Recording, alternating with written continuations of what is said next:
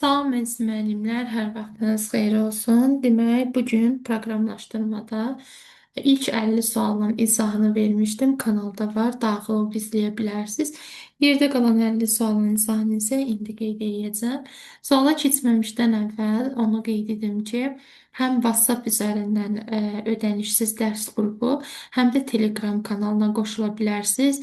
Bu həftədən etibarən həmin qrupda və kanalda demək, miq və sertifikasiya düşə biləcək, yəni düşən tiplərdə suallar, həmçinin də bloka düşən tipdə suallar göndəriləcək və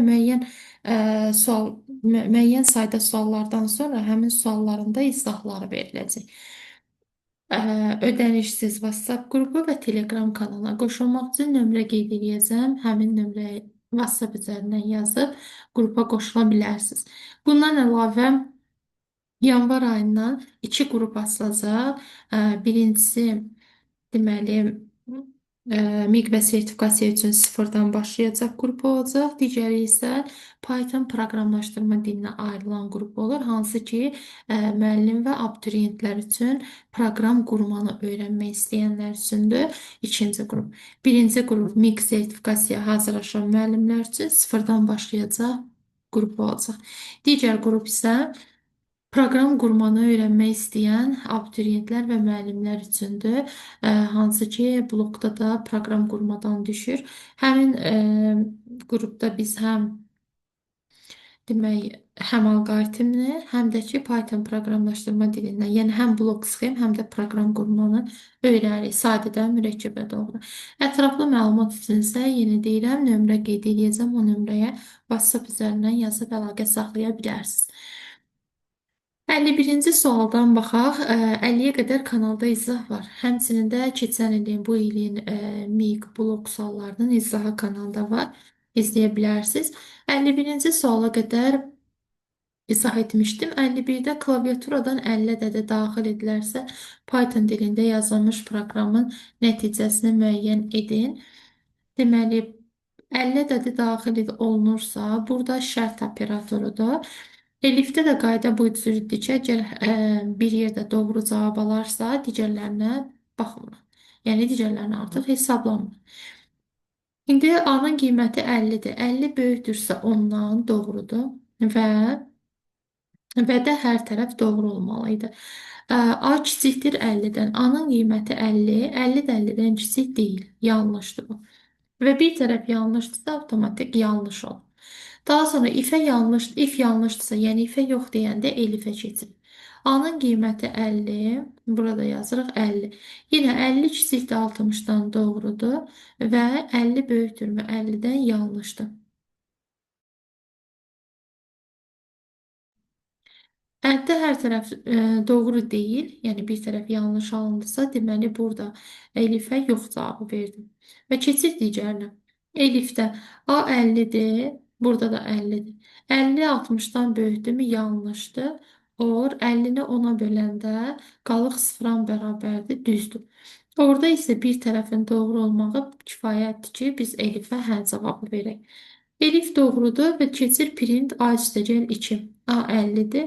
50-nin üzərinə 2 gəlir, olur 52. Artıq EC-yə baxılmır. Elifə, ifə, hə cavabı verilibsə EC-yə baxılmır. Cavab olur Y variantı. 52-ci sualda klaviaturadan 135 ədədi daxil edilərsə, 135 daxil edirik. Burada A bərabər 135-i 10-a böldükdə alınan qalıq 5-ə bərabərdir. Sonra 135-i 100-ə böldükdə tam hissə 1-dir. Bir dəfə düşür 100.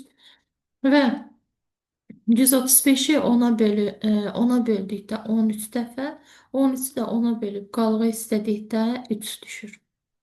A böyükdür B-dən. A-nın qiyməti 5-dir, B isə 1-dir. 5 böyükdür 1-dən. Bu şərt doğrudur. Artıq ifə hə cavabı veribsə, yəni doğru olubsa, elifə və EC-yə baxılmır. Və daxildəkini hesablayırıq. N bərabərdir. A vur 100. A-nın qiyməti 5-dir. 5-i 100-ə vurub üzərinə. C-nin qiyməti 3-dür. 3 vurulsun 10. Üstəgəl B-nin qiyməti də 1-dir.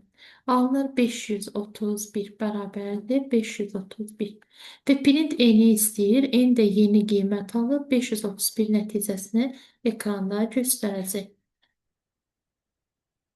Sonra 53-də klaviaturadan A və B dəyişənləri üçün uyğun olaraq 40 və -5 ədədləri daxil edilərsə, nəticəni hesablayaq. 40 və -5. -5. ABS moduldadır, yəni mütləq qiymətdir. 40 elə müsbət olur, yəni modulda 40-dır, elə 40-dır. 40 böyükdür 10-dan, bəli, doğrudur. Və A-nın yenə modulca qiyməti 100-dən kiçikdir. A 40-dır və o da deməli 100-dən kiçikdir. 40 100-dən kiçikdirmi? Bu da doğrudur. Ənddə hər tərəf doğrudursa, nəticə doğru olur. Yəni ifə hə cavabı verir. Və ifə hə deyibsə, onunla eyni sırada olan else-yə baxılmır. Bunu unutmayaq. Bəzən hesab daxil olub bu hissələri hesablayırıq və else yaddan çıxır. Çıxanda bir də else-yə baxıb şagirdlər yazır. Amma ifə hə deyilibsə, artıq onun else-sinə baxılmır. Daxil olur içəridəki ifə, iç-içə iflərdir.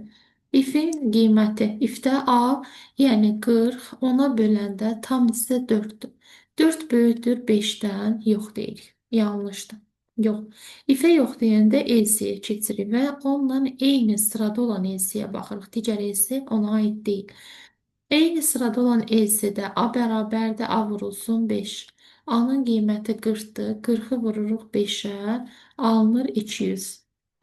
A yeni qiyməti alıb köhnə qiyməti silirik və burada artıq 200 nəticəsi ilə hesablayırıq. 200 böyükdürmü 100-dən? Bəli, doğrudur. Bu şərtə həddidir. B də bərabərdir. A-nı 2-yə bölək. Yenə A-nın yeni qiyməti 200-dür. 200-ü 2-yə böləndə tam hissə olur 100. Və bayaq qeyd elədim, else-yə baxılmır, səbəbini artıq bildiniz. Keçir sərbəstə. Buradakı printə, print B-ni çap edir. Və print B-yə çatmamış, unutmayın ki, baxmalısınız sərbəstə. B bərabərdir, B plus 10-a. Yəni 100 üstəgəl 10 bərabərdir 110. Print də B-nin yeni qiymətini çap edir. Hər dəfə yeni qiymət alanda köhnə qiyməti unudaq. Yəni artıq 110 alıbsa, deməli də 100-ü yazmağımıza ehtiyac yoxdur. 110. Cavab oldu Y variantı. Daha sonra 54-də klaviaturadan 13 ədədi daxil edilərsə. 13 daxil edirik. 13 böyükdür 10-dan, düzdür bu. Və 13-ü 2-yə böləndə qalıq 0-dır. Xeyr. 13-ü 2-yə böləndə qalıq 1 qalır. 6 dəfə düşür, qalıq da 1. Ənddə bir tərəf yanlışsa, deməli ümumi ifə yanlış. İf yanlışdır, ifə yox deyil. Keçir elifə. Artıq buradakını hesablamayacaq. A-nın qiyməti, yəni 13. 13-ü 5-ə böləndə qalıq 3 düşür. 3 böyükdür 1-dən, doğrudur bu. Onda əgər bir yerdə doğrudur qiymət alıbsa, artıq ondan sonra gələnlərə baxılmır. Sərbəst istisnadır. Bu şərt doğrudursa, A bərabərdir. A-nı 2-yə vurur. A-nın qiyməti 13, 13-ü 2-yə vurur 26. A yeni qiymət alıb, artıq köhnəsi lazım deyil. Yeni qiymət və sərbəstdə də yazılıb ki, A-nın 2 misli. A-nın qiyməti 26, 26-nın da 2 misli olur 52. B variantı. 55. Python dilində yazılmış proqramın nəticəsini müəyyən edin. Int A. A-nın qiyməti dırnaqda 15-dir və int də olur tam tipdə 15. Böyükdür. Int B, yəni tam tipdə B-dən, 5-dən. 15 5-dən böyükdür, bəli. İfə hə deyildisə, artıq ondan sonra gələn elif elsiyə baxılmır. Diqqətli olun, elifin qaydası bu cürdür. İfdə əgər bir yerdə müsbət cavab verdisə, yəni şərt doğru oldusa, özündən sonra gələnlərə baxılmır. Və print A-nın üstə B-cə. Burada çox vaxt şagirdlər çaşır A-nın yerinə 15, B-yə də 5 yazıb toplayır 20 deyir. Səhvdir bu. Çünki A-nın qiyməti axı dəyişməyib. A-nın qiyməti sətr tipində 15-dir. Dırnaqda qeyd olunub. Götürüb tam tipdə 15 yazmırıq. Çünki yazmayıb ki, A bərabər olsun 15-ə. Yazıb ki, A bərabərdir dırnaqda 15-ə. Burada A-nın yerinə dırnaqda 15, B-nin yerinə isə dırnaqda 5 yazırıq. Əgər hardasa belə bir mənimsətmə olsaydı, yəni onu tam tipə mənimsətmiş olsaydı, o zaman A-nı 15, B-ni 5 götürüb 20 yazardı. Burada sətirlə sətiri toplayanda birləşir. Olur dırnaqda 155, print də dırnaqları atır, nəticə dırnaqsız çap olur. D variantı.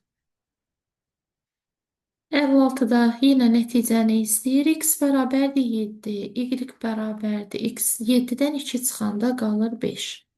X bərabərdir X-in üzərinə, yəni dəyişənlərə diqqət edin. Bəzən X-in yerinə Y-in qiymətini yazanlar olur. X-in qiyməti 7-dir. 7 üstəgəl 3 vurulsun 5. Birinci vurma əməli 3 dəfə 5, 15. 15-in üzərinə 7 gələndə 22. X-in yeni qiyməti 22-dir. Köhnə qiymət silinir. C bərabərdir. X-in üzərinə Y gəlirik. X 22-dir. Y isə 5-dir. 22 ilə 5-i toplayanda alındı 27. Və şərtə baxırıq. X, yəni 22 kiçikdir 30-dan. Bəli, kiçikdir. If doğrudursa, if-lə eyni sırada olan artıq LC-yə baxılmayacaq. If-lə eyni sırada olan LC-yə baxılmır. Və daxil olur içəridəki iç-içə qiymətlər verilib. Y bərabərdir. Y-in üstə 5 gəlir. Y 5-dir. 5-in üzərinə 5 gələndə alınır 10. Y yeni qiymət alıb, köhnə qiymət silinir. Və şərtdə Y kiçikdir 10-dan. 10 yeni qiymət. Kiçikdirmi 10-dan? Deyirik ki, yox. Xeyr, kiçik deyil. Kiçik deyilsə, onda LC-yə keçir. Yəni, if-ə yox deyəndə LC-yə baxır. C bərabərdir. C-nin üzərinə 3 gəlir. C-nin qiyməti 27-dir. 27-nin üzərinə 3 gələndə alınır 30. Və buradakı sərbəstlərə keçirik. C-nin üstə 5 gəlir. 30 idi. 30-un üzərinə 5 gələndə 35. Print də C-ni, yəni 35-i çap edir. Cavab olur A variantı.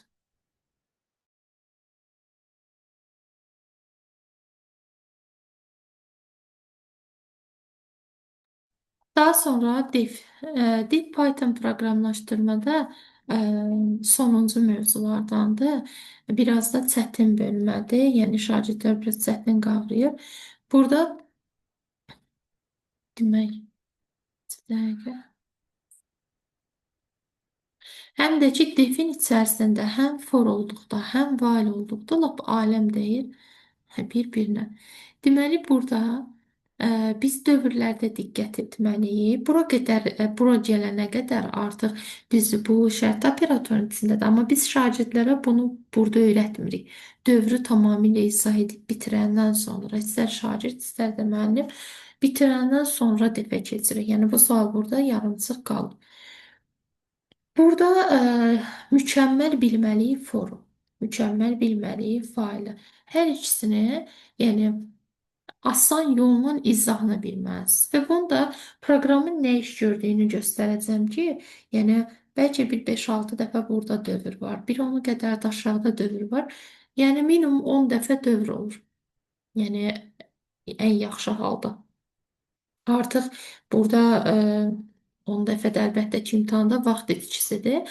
Dövrlərin sadə üsulla həllini öyrənirik. Bu sualda müəllimlər deflə eyni sıradan başlayırıq. M bərabərdir 0-dır, A bərabər 55. Burada soruşur 55 böyükdür 0-dan, deyirik bəli. A bərabərdir A-dan, A da 55-dir axı. 55-dən çıxılsın F-A, yəni F55. Və bunu hesablamamış M-ə baxmırıq. M-ə keçməyin. Hələ bunu hesablayaq, tapaq sonra. Bəs 55-dən nə çıxmalıyıq? F55 neçədir? Onda bu F55-i tapmalıyıq. F-də, baxın, qarşısında F yuxarıdadır. Yazırıq F55. X-in yerində 55 dayanır. Deyir, X-i sətir tip elə. Yəni, bunu dırnağa salır. Olur, dırnaqda 55. S 0-dır. For I in X. For I in X, yəni I X-dən bir qiymətlər alır. I dəyişəni bir dəfə X-dən 5-i, bir dəfə də digər 5-i alacaq. Yəni, birinci dəfə i bərabər olacaq dırnaqda 5-ə, birinciyə. S bərabərdir.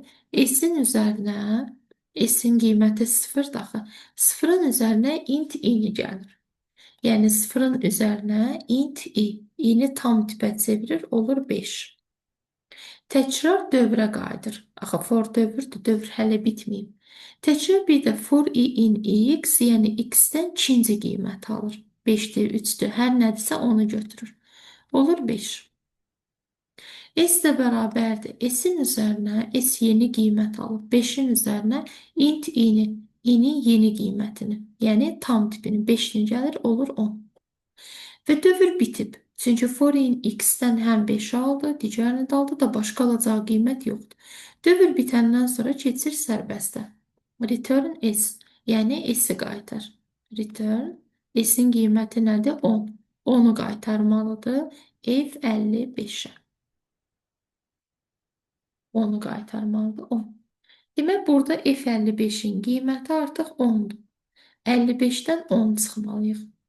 Və müəllimlər, bunu hələ ki burada saxlayıb, biraz buranı təhlil eləyək. İndi hər dəfə dövrə qayıdacaq axı bu. Necə oldu 10 qiymətini aldı? Onu necə alıb? 5 ilə 5-i cəmləməklə. Bəs daxil etdiyimiz ədəd nə idi? 55 idi. 55-də bir dəfə bu 5-i götürüb, ikinci dəfə digər 5-i götürdü. Və həmin 5-ləri cəmləyib 10 aldı. Deməli, yuxarının gördüyü iş nədir? Rəqəmlərin cəmini tapmaq. Rəqəmlərinin cəmi. Yəni, 55 vermişsə, 5 ilə 5-i toplayır, 10 alır.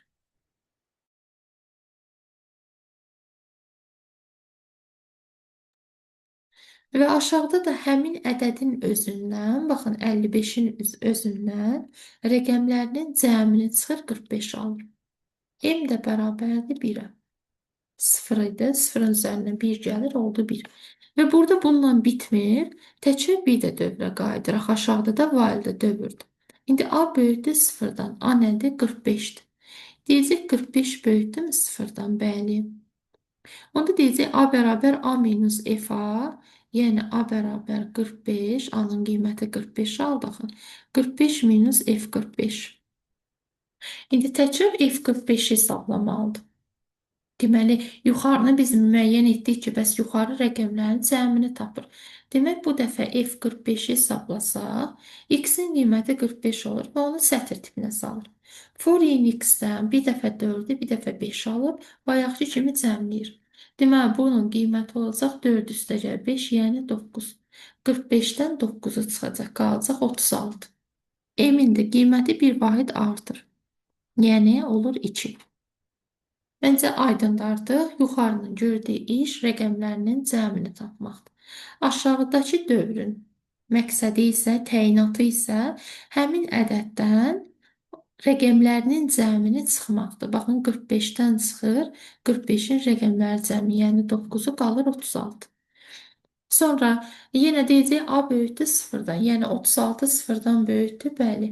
A bərabərdir, deməli 36-dan çıxacaq F36. F36-nı da tapanda rəqəmlərinin cəmi. Yəni 3 ilə 6-nın cəmi oldu 9. Deməli 36-dan 9 çıxır, 27 qalır. M-in qiyməti 2 idi, olur 3. Təkrar dövrə qayıdır. Yəni bura. A-dan ta ki nə vaxta qədər davam eləyir? A-nın qiyməti 0-dan böyük olana qədər. Onda 27-dən çıxacaq rəqəmlərinin cəmini 9-u olacaq 18. M-in qiyməti 1 vahid artacaq. Sonra 18-dən çıxacaq rəqəmlərinin cəmini, yəni 9-u olacaq 9. Sonra M-i 1 vahid artıracaq və 9-dan çıxacaq F9-u. Bəs 9-un rəqəm cəmi nədir? Elə 9-un özüdür. Onda 9-dan 9 çıxacaq, alınacaq 0. Və M-i də yenə 1 vahid. Burada A-nın 0 aldı, M-i yenə 1 vahid artırır. Təkrar bir də dövrə qaydanda A böyükdür 0-dan. A-nın artıq qiyməti 0 alır. 0 0-dan böyükdür, əlbəttə ki, yox deyib dövrdən çıxır. Da təkrar bir də hesablaya bilmir. M-in nəticəsi neçə olur? 3 üstəgəl, 1 üstəgəl, 1 üstəgəl, nəticə alınır 6. Deməli, sonda M-in qiyməti 6 olacaq. Yəni, müəllimlər, biz burada 1, Deməli 2, 3, sonra 4, 5, 6, 6, 7 dəfə dövr elədik. 6 dəfə. 6 dəfə burada dövr var. 6 dəfə də yuxarı gəlir. Hər dəfəsində də 2 dəfə burada dövr edir. Yuxarıda da 12 dəfədir. Yəni 12 dəfə forun içərisində dövr edir. Kifayət qədər vaxt apar. Yəni bunu imtahanda yazmaq, uzun-uzadı yazmaq çətindir. Yəni deyərs, bəli, foru bilirəm, failə bilirəm, elə ardıcıl hesablayacağam. Yox. Gərək siz onun məntiqini tutasınız. Yəni məntiq var burada. Sürətli hesablaya biləsiniz. O qaydanı tutasınız ki, bəs bunun təyinatı nədir? Necə hesablaya bilərik? Ən sonda yenə yuxarı rəqəmlərin cəmini tapır, aşağıda həmin ədəddən rəqəmlərinin cəmini çıxmaqla hesablayır. Və sonda bu dövrün neçə dəfə davam etdiyini istəyir. M-in qiyməti 6. 6 dəfə dövrdür. Bu tipləri indi ilk dəfə bunu işləyənlər əlbəttə çox çətin olacaq. Hətta heç nə başa düşməyəcək. Amma bir neçə dəfə işləyəndən sonra görəcəksiniz ki, əslində elə bu tiplərin düşməsi daha yaxşıdır ki, sizə vaxt qazandır. Məsələn, bu tiplər olanda düz hesablayırıq, amma bəzi suallar olur ki, vaxt itiririk orada. Amma dövrlər olanda çətin görsənir, çətini o metodu tutana qədərdir. Ondan sonra asan olur. Yəni imtahanda elə bir misal olmaz ki, biz orada məcbur qalaq 15 dəfə dövr eləyək, 10 dəfə dövr eləyək. Əgər 10 dəfə dövr eləyirsə, demək ki, onun sadə bir yolu var, biz onu tapmamışıq. 58-ci sualda uyğun olaraq 7, 1, 3 daxil edilərsə, 7, 1, 3. Deməli, birinci qiymət 7-dir, 1-dir, 3-dür. A böyükdür B-dən. A-nın qiyməti 1, B-nin qiyməti 3. 1 böyükdür 3-dən yanlışdır. Əldə də elə bir tərəf yanlış olanda demək ki, yanlışdır. Daha heç vaxt itirib digər tərəfə baxmasanız olar. Demək, ifə yox dedi, keçirik EC-yə. A böyükdür B-dən. A 1-dir, B 3-dür və A-nın qiyməti, baxın, 1-dir, E-nin qiyməti 7-dir. Və heç biri doğru deyil. Orada da hər tərəf yanlışdırsa, nəticə yanlış alınır. Yəni, biz buna yox dedik. İfə yox deyəndə keçir EC-yə. A üstəgəl B-ni vuraq E-nə. A ilə B-nin cəmi 1 ilə 3-ü toplayırıq 4. 4-ü də vururuq 7-yə 28. 4 dəfədə 7, 28 Y variantı. D variantında həm 28 var, həm 10 var. Ona görə yanlışdır.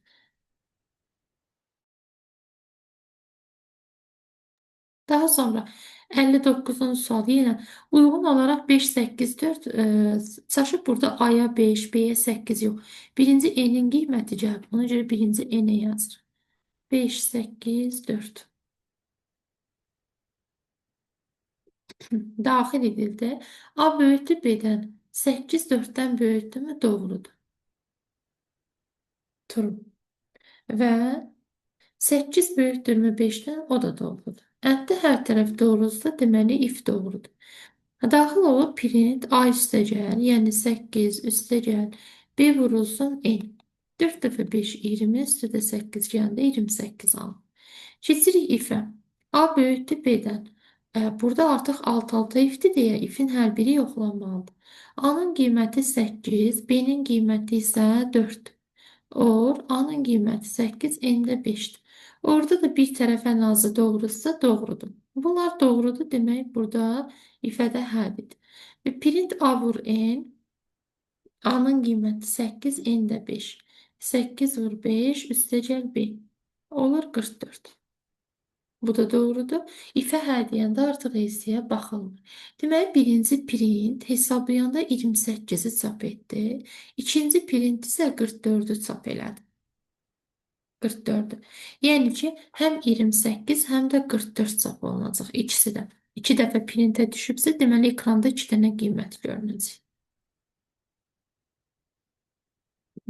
60-da 2, 4, 1 daxil edilərsə. 2, 4 və 1 daxil edilərsə. A böyükdür B-dən. A-nın qiyməti 4, B-də 1 və A-nın qiyməti 4, E-nin qiyməti isə 2-dir. Hər iki şərti qeyd etdim. Sol tərəf də doğrudur, sağ tərəf də doğrudur. Yəni ifə hə dedik. İfə hə deyəndə onunla eyni sırada olan EC-yə baxmırıq. Daxil olur printə.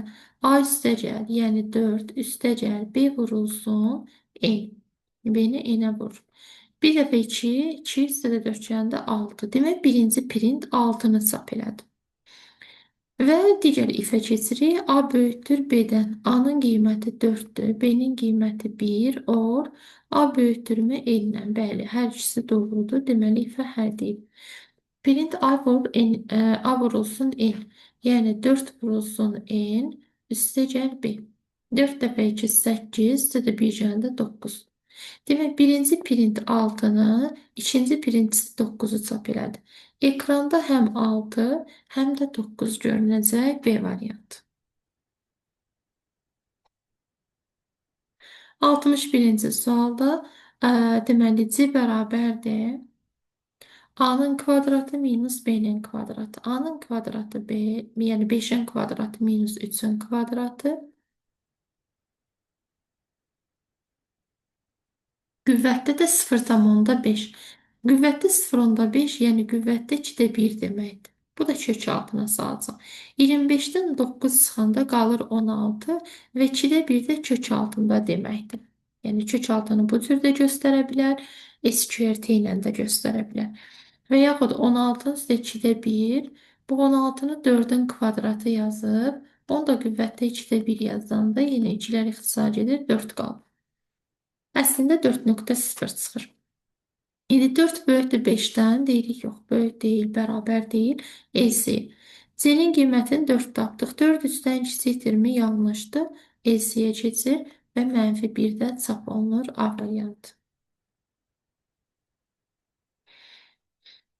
Aha, bu sual köhnə PDF-də yox idi, yeni sualdandır. Python dilində yazılmış proqramın icrası zamanı klaviaturadan B simvolu daxil edilərsə, nəticəni müəyyən edək. Input sətr tipində daxil edir. Əgər onun ədəd istəyiriksə, qarşısına int atmalıyıq. İndi burada müəllimlər fərqi var. Baxın, əvvəlcə onu deyim. Bu B ilə buradakı B-nin fərqi var. Çünki biri dırnaqlıdır, biri dırnaqsızdır. Demək, bunlar fərqli hesablamalar göstərir. Baxın, burada da eyni qayda. Əgər dırnaqda B-dirsə, bu bir mətndir. Amma dırnaqsız B-dirsə, bu dəyişəni göstərir. Yəni, B dəyişəninin qiymətini göstərir. Printin 4 halında bunları qeyd edirik. Printin 4 halında deyirəm, əgər dırnaqda B varsa, qiymətin önəmi yoxdur. Yerinə gətirib qiymət yazmır. Amma dırnaqsızdırsa, qiymətini yerinə yazmaq lazımdır. Q bərabərdir B-yə. Burada soruşur, Q bərabərdirmi dırnaqsız B-yə? Yəni, bu nədir? Dırnaqda B-dir. Bərabərdirmi? B-nin qiyməti nədir? B-nin qiyməti C dəyişənidir. B bərabərdirmi C-yə? Deyirik, yox. Yanlışdır. Bərabər deyil. İfə yox deyəndə keçirik elifə. Elifdə də B-nin qiyməti, bizə dəqiqə,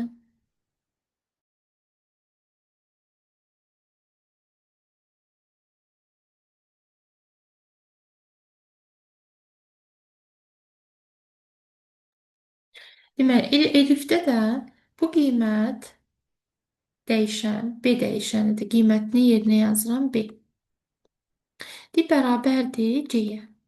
Yenə də eyni sualı soruşur. Deyirik, yox. C deyil. Bir-birinə bərabər deyil. Elifə yox deyəndə keçirik digər elifə. İndi buradakı yenə də eyni sualdır. Dəyişən B qiymətini alıb bərabərdirmi B-yə? Bəli, bunlar bir-birinə bərabərdir. Yəni, buradakı ilə, baxın, burada yox dedik, amma burada hə dedik. Fərqi var. Burada dırnaqsızdır deyə B-nin qiyməti nədir? C. Həmin qiyməti yerinə yazırım. Amma bu dırnaqlıdır deyə artıq yerinə gətirib yazmıram. Elə deyir, B-yə bərabərdir, deyirəm, hə, bərabərdir. Və buradakı ifə hə, elifə hə dedik, print budaqlanma sözünü çap edir. Artıq və elifdə də deməli hə cavabı veribsə, elif eciyə özündən sonrakılara baxılmır. Budaqlanma sözü çap. Cavab olur D variantı. 63. Klaviaturadan 10 ədədi daxil edilərsə, Python dilində yazılmış proqramın nəticəsini müəyyən edin. A-nın qiyməti 10-dur. 10 kiçikdir 0-dan, or, A böyük, A kiçikdir B-dən, yəni 10 kiçikdirmi 15-dən? Orada bir tərəf də yanlışdır. Bu yanlışdır, false. Bu isə doğrudur, true. Orada bir tərəf doğrudursa, deməli ifə hə dedik. Və A bərabərdir, A-nın üzərinə 7 gəlir. 10-dur, onun üzərinə 7 gəlir, olur 17. Köhnə qiyməti silirik. Artıq burada yeni qiyməti yazmalıyıq. A 17-dir. 17-ni 2-yə böləndə qalıq 0-dırmı? Xeyr. Qalıq 0 deyil. 17 2-yə tam bölünmür axı. Əddə ilə bir tərəf yanlışsa yanlışdır. Yenə də baxaq buna. Nida bərabər fərqlidir deməkdir. A-nın qiyməti, yəni 17, fərqlidirmi B-dən? Bəli, 17 15-dən fərqlidir. Amma əddə bir tərəf yanlışdırsa, if yanlış olur, yox deyirik. Yəni bunu hesablamır. Print A-nı çap edir, A-nın son qiyməti də 17 idi.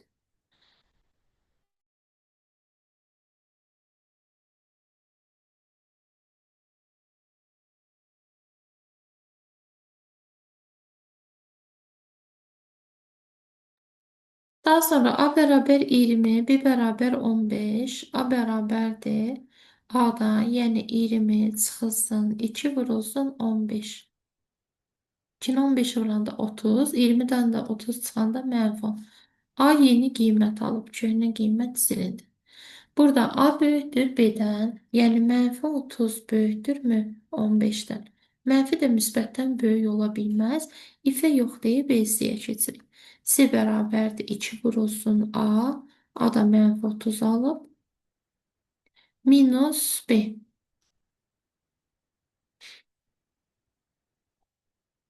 Hə, burada 2-ni 15-ə vuranda -30, 20-dən 30 çıxanda 10 qalır. Mən bunu səhv yazdım. Burada 10-dur. Mənfi müsbətdən böyükdürmü? Yenə yox deyirik. Keçib burada A-nın yerinə 10 yazırıq. Minus B. B-nin qiyməti də 15-dir. 20-ni 15 10-a vuranda, 2-ni 10-a vuranda -20, -20 ilə də -15 alınır. -35. B variantı.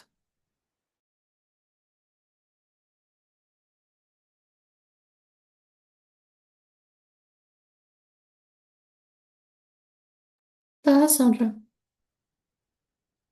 65-də baxın 10 dəfə dövr var. 10 dəfə, yəni dövr var deyəndə 10 dəfə təkrar-təkrar hesablamalıyıq. Demək ki, bunun sadə yolu var.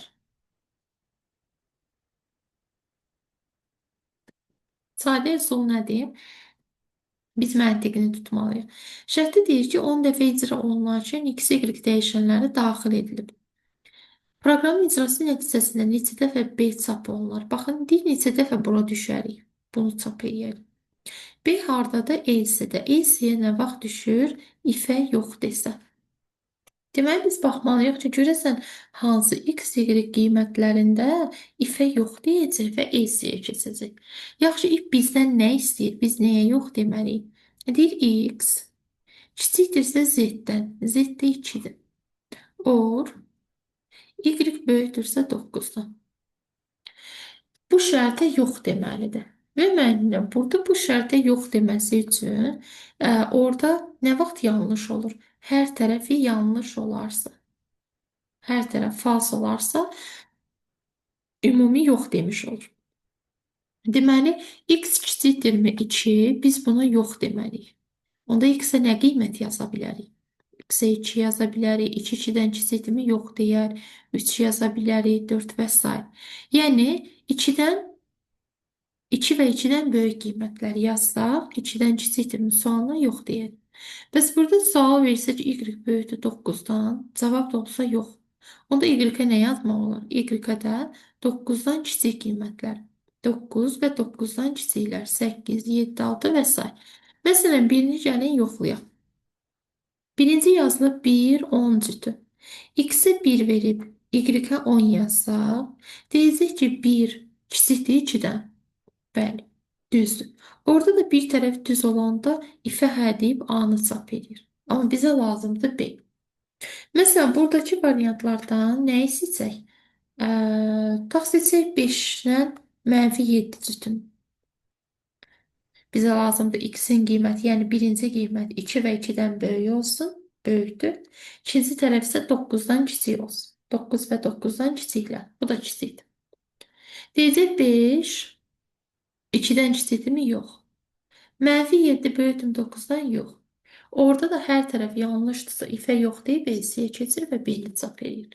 Deməli, biri 5 -7 cütüdür. Biri 2 və 9 cütüdür. 2 2-dən kiçikdirmi? Yox. 9 9-dan böyükdürmü? Yox. Sonra biri 3 və -5 cütüdür. 3 böyük, 3 kiçikdir 2-dən, yanlışdır. -5 böyükdür 9-dan, yanlışdır. Daha sonra 2 10 cütü ödənmir. Çünki 10 böyükdürmü 9-dan deyəndə bu tərəf doğru. Daha sonra 0 6 0 burada düz gəlmir. Çünki 0 2-dən kiçikdirmi? Doğrudur. Bizə lazımdır ki, yanlış olsun hər tərəf. Bir də -16 ilə -13-dür. 8 ilə 3-dür. Daha sonra 24 ilə 0-dır. 11 ilə 15, 15 ödəmir. Sağ tərəf. Demək 1, 2, 3, 4, 5, 6. Bu 6 dənə qiyməti burada yazıb hesablasaz, ifə yox deyib EC-yə keçərik və B də çap olunur. Bizdən də B-nin çap olunmasını istəyirik. 6 dənə ədəd cütündə B çap olunacaq.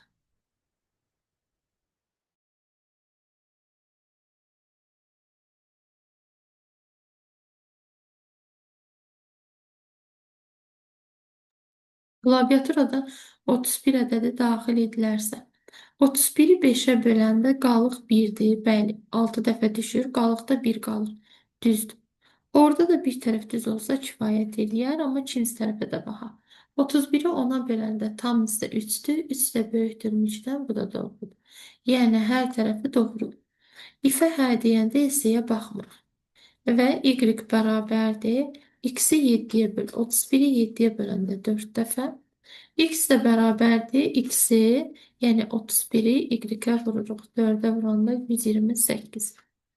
Və bizdən də X-in qiymətini istəyir 124. X-in qiyməti alınır 124. Yeni qiymətə yazır. Sonra 67-ci sualın həcmi biraz böyükdür. Python dilində yazılmış proqramın nəticəsini müəyyən edin. A-nın qiyməti 25-dir, B isə 54. A-nı 7-yə böləndə, 25-i 7-yə böləndə 3 dəfə düşür. 3 fərqlidirmi? B-ni 7-yə bölək. 54-ü 7-yə böləndə 7 dəfə tam düşür. 5-də qalıq qalır. Bu qalığı istəyir. 3 fərqlidir 5-dən, bəli. İfə hə dediksə, EC-yə baxmır. C bərabər 8, C bərabərdir. C-nin üzərinə, 8-in üzərinə. 25-i 8-ə böləndə qalıq. 25-i 8-ə böləndə tam isə 3-dür, qalıqda 1 qalır. C oldu 9, köhnə qiyməti silək. Sonra keçirik digər ifə.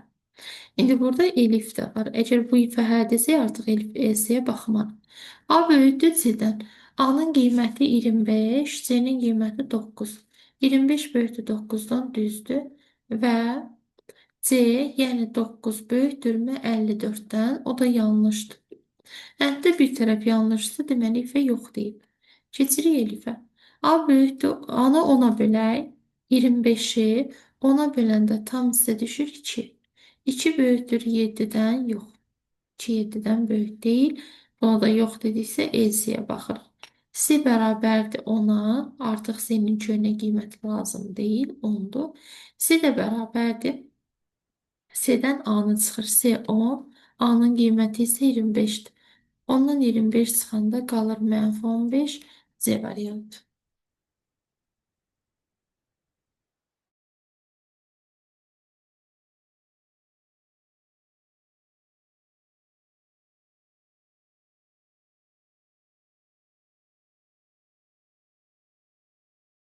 68. N dəyişəninin hansı ən kiçik natural qiymətində proqram fraqmentinin nəticəsi 100-dən böyük natural ədəd olar.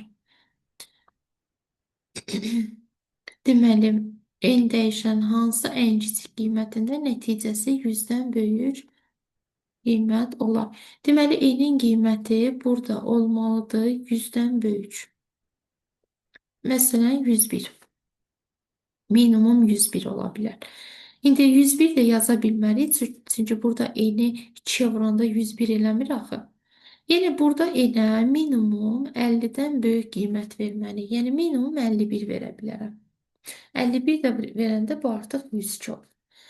Enə 50 versək, 50-ni 2-yə vuranda 100 verir axı, 100-dən böyük istəyir. Deməli 51 verməliyik. Enin qiyməti 51-dirsə, şərtə baxmalıyıq. Bəs ədəd 2-yə böləndə bir də bizdən ən kiçik qiymət istəyir. Hansı ən kiçik qiyməti verməliyik ki, məsələn, ədədi 2-yə böləndə cütdürsə, üstə 1 gəlsin. 3-ə bölünən ədəddirsə 2-yə vursun. Bu da yanlışdırsa 4-ə vursun. Və müəllimlər, baxmalıyıq ki, harda hesablama böyükdür? Hansı hissə daha çox iş görür bir növ? Məsələn, mənada desəm, burada sadəcə üstə 1 gəlir. Burada 2-yə vurur. Burada isə 4-ə vurur. 4-ə vurduğunda plusda 2-yə vurur. Buradan düşünə bilərik. Çünki deməli buradakı kiçik ədəddir ki, 4-ə vurub 2-yə vuranda gəlir 100-ü keçir. Bizdə şərtdə ən kiçik qiymət istənilir. Yaxşı, hansı ədədi 4-ə vurub 2-yə vursaq, ümumilikdə 8-ə vurmuş oluruq. 8-ə də vuranda 100-dən böyük olsun.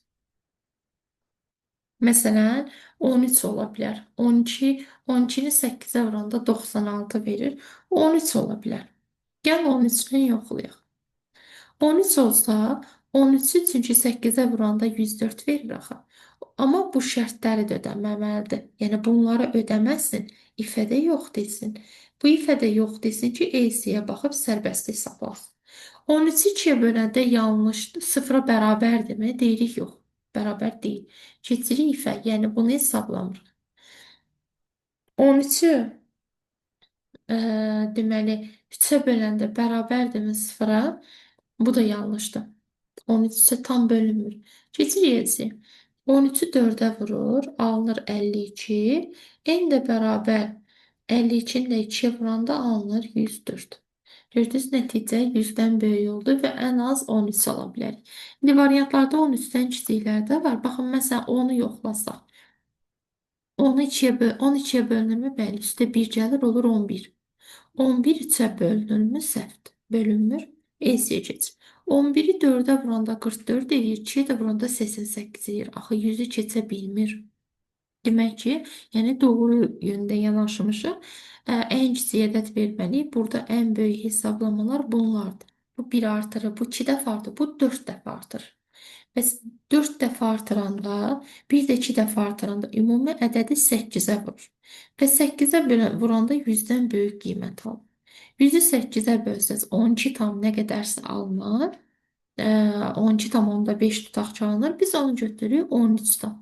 Və 13 də yoxlamalısınız ki, birdən bu şərtlərin hansısa üst-üstə düşər. O zaman nəticəmiz dəyişəcək. 13-ü yoxlayanda doğru oldu, cavab olur A variantı.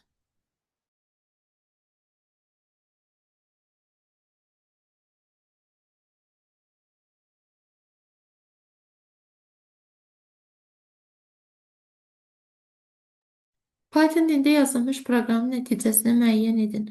A2-dir, B7-dir. 2-ni böləndə 7-yə, kiçik ədədi böyüyə böləndə qalıq kiçikdir. 2 böyükdür. 2-ni 7-yə böləndə qalıq 7, 2 düşür. 2 fərqlidirmi 0-dan? Bəli, fərqlidir. Əgər if doğrudursa, artıq EC-yə baxılmır. EC-nin içərisində bunlar var, heç birinə baxılmır. İfə hə deyəndə daxil olur, dırnaqlara atır, A-nı çap edir. Yanındakı vergüldə, sonuncu vergüldə eyni dişə düşür. Deməli, burada boşluq qoyulacaq. Burada bir boşluq olacaq. Və müəllimlər, əgər end varsa, məsələn, sonra tutaq ki, D-ni çap eləsə, D bunun yanında çap olunacaq. Əgər end olmasaydı, alt-alta çap eləyərdi. Fərqi odur, yəni endi niyə qoyublar ona görə. İfə hə dediyəsə baxma, keçir digər ifə. A istəgəl B olur 9. 9 bərabərdir 5-ə. Deyirik yox. Onda EC-yə keçir. Və print D-ni yanında çap edir. boşluq qoymaqla. Bitişik yazmır. Çünki burada sonuncu vergüldə endi idi. Enddə də boşluq var idi. Həmin boşluğu yazdı. Daha sonra isə D-ni çap edir.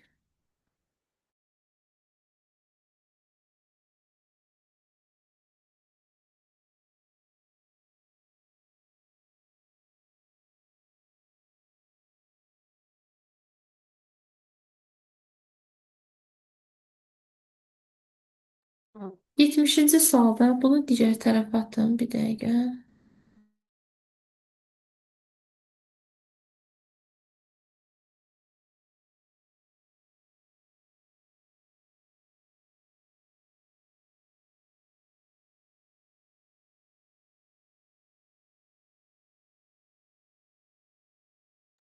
Deməli, əgər klaviaturadan daxil ediləcək x və y-lər üçün 20 kiçik x kiçikdir, böyükdür 20-dən, kiçikdir 50-dən və y-dən kiçikdir 100-dən, 150-dən və 50-dən də böyük olarsa, nəticəni heç vaxt verməz.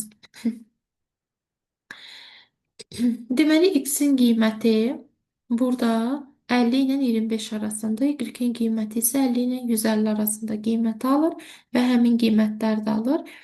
Hansı nəticəni heç vaxt verməz proqram? Məsələn, x-ə birinci dəfə ən böyük və ən kiçik qiyməti verək. Yəni, hesablayaq ki, x-in minimum və maksimum qiymətində bu proqram sonda nə çap eləyəcək? Bir növ sərhədlərini tapaq. Sərhədləri tapandan sonra sərhəddən kənarda olan qiymətləri heç vaxt verməz. Birinci dəfə ən kiçik qiyməti tapırıq. X-in ən kiçik qiyməti 20-ni ala bilər. Y-in ən kiçik qiyməti isə 50-ni ala bilər. X böyükdür sıfırdan, bəli. Böyükdür sıfırdan. İfə hə dedim. İfə hə deyəndə artıq bu hissəyə baxmır. Və if, yəni 20 kiçikdir 75-dən, o da düzdür. Bu da doğrudursa, onda bu hissəyə də baxmır. Çünki onlarla eyni sıradadır. Y bərabər x-i 2-yə vuraq. X 20, 20-ni 2-yə vuranda 40. Və x, yəni 20, kiçikdirmi 20-dən deyirik, yox. Buna da baxmadım. Və print x plus y. X-in qiyməti 20-dir. Y-də bayaq 50 idi, minimum qiymət vermişdik. İndi yeni qiymət alıb 40 alıb. Yeni qiyməti yazırıq 60.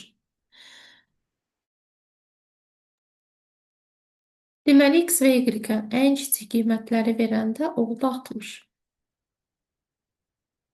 Mən minimum sərhəddə 60-da dayandım. Daha sonra indi maksimumunu hesablayaq. Yəni ən böyük qiymətini. Ən böyük qiymətində x-ə ən böyük 50 verə bilərik. Y-ə isə ən böyük 150 verə bilərik.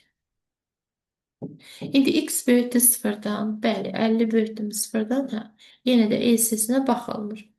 50 kiçikdirmi 75-dən? Bəli, yenə də ES-yə baxılmır. Y bərabərdir x-i 2-yə vuraq. 50-ni 2-yə vuranda 100. Köhnə qiymət silinir. Və x, yəni 50. Kiçikdirmi 20-dən? Yox. Buna yenə də baxılmır. Sonda sərbəstə keçir. X ilə y cəmi. X 50, y-də 100. 50 ilə də 100-ün cəmi olur 150. Deməli, print 150-ni çap eləyəcək və ən böyük qiymət oldu 150. İntervalın ən böyük qiyməti 150-ni aldı. Minimum 60, maksimum 150. Onda 60-dan kiçik və 150-dən böyük qiymətləri heç vaxt verməz. 60 ilə 150 arasında bu 4 qiymət var, amma bu 150-ni artıq keçib. Deməli, bu qiyməti heç vaxt göstərə bilməz. Maksimum 150-yə qədər davam edir.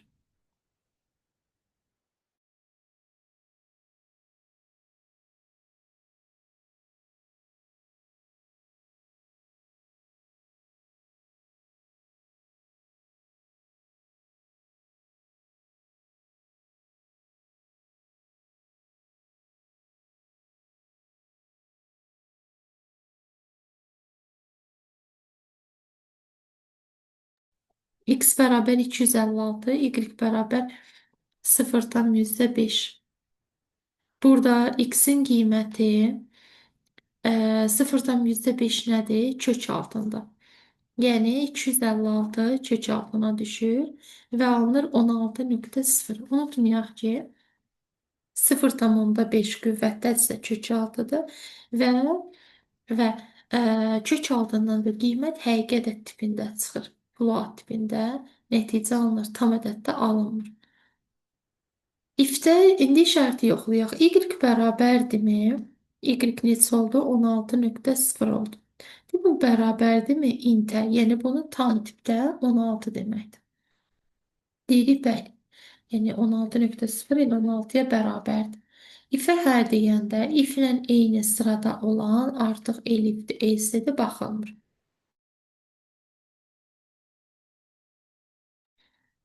İfə hə deyildisə, elif elsə baxılmır və daxil olur içəridəki y bərabərdir. Y, yəni 16,0 qüvvətində 0,5. Yəni kök altına. Bundan da 4,0 çıxır. Sonra if-də yenə soruşur ki, sual verir x, yəni 256-nı y-ə, y-in də yeni qiyməti var da, bu köhnədir. Bu yuxarıdakı da y-i göstərirdi. Artıq bu köhnədir. Yeni qiyməti 4,0-a böləndə bərabərdirmi 0-a? Qalıq. Bəli. 256 4-ə tam bölünür və qalıq da 0-a bərabərdir. Şərtə həddidir. Y bərabərdir. Y vurulsun, yəni 4 nöqtə vurulsun yox, qüvvətində. 4,0-ın qüvvətində 2. Alınır 16,0. İfə hə deyib, S-yə də baxın. Və sərbəstə keçirik. X-in üzərinə, X-in qiyməti baxın, heç yerdə dəyişmədi. 256 olaraq qaldı. Y-i gələk, Y-in də qiyməti 16,0-dur. Toplayanda alınır 272,0 və birini də X-i çap edir.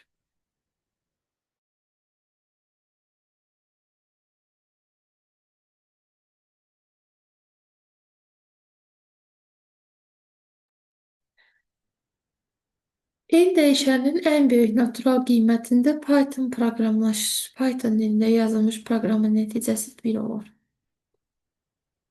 N-ə hansı ən böyük qiymət vermək lazımdır ki, proqramın nəticəsi sonda 1 olsun? 1-i çap etməsi üçün if-ə hə deməliyik.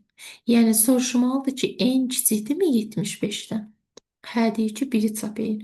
Deməli, burada n-in qiyməti 75-dən kiçik ədədlərdir. 74-dür, 73-dür və s.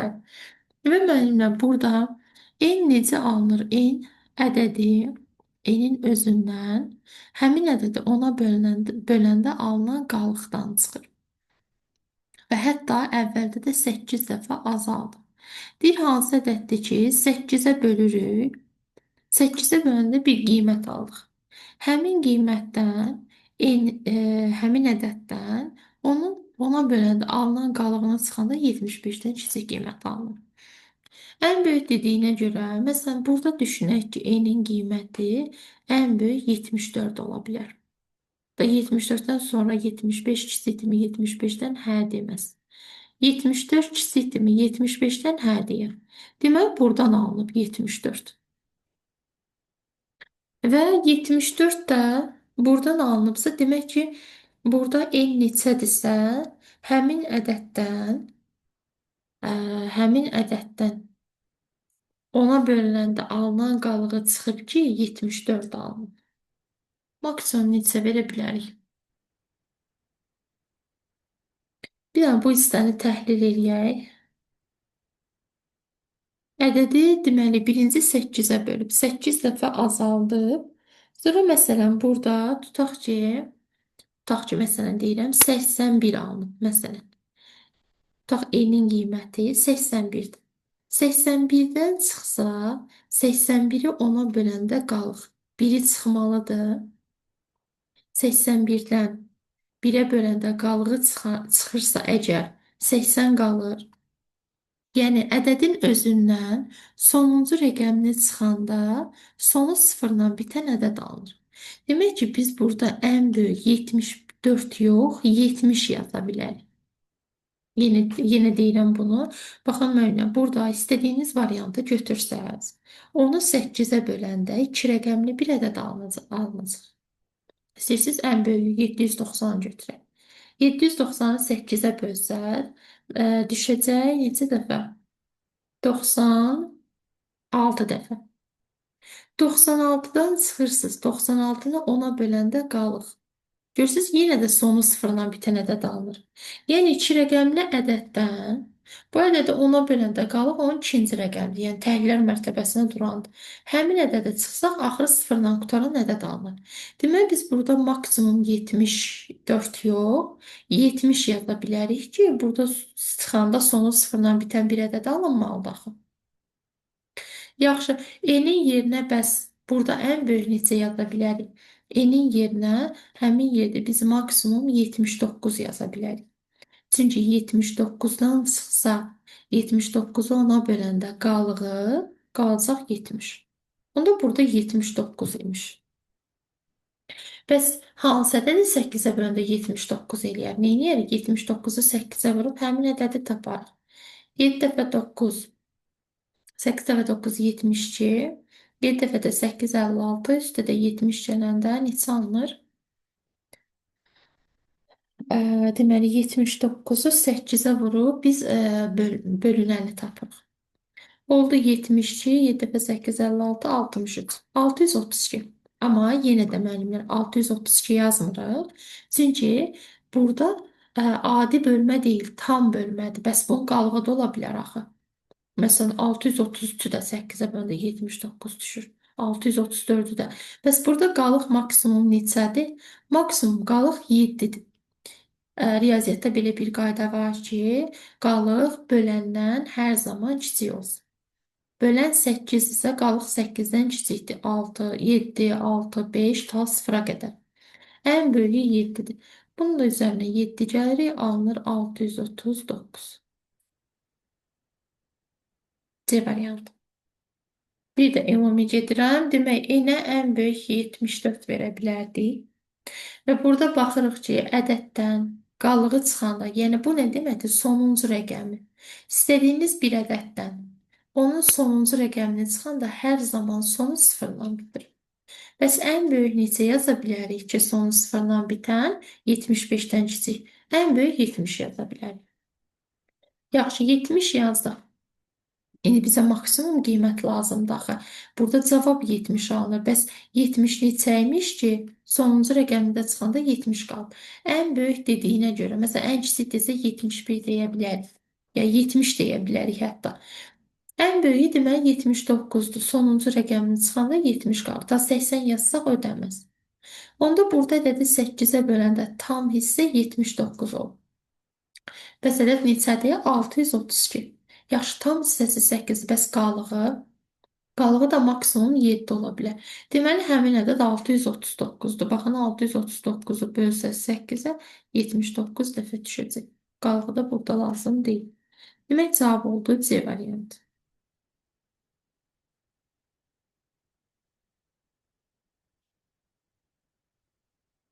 73-də A bərabər 15, B bərabər 12, C bərabər 16. A bərabərdir. Qiymət sağ tərəfə yazılır C-yə, yəni 16-ya. A yeni qiymət alıb köhnə qiyməti silirik. Sonra C bərabərdir B-yə.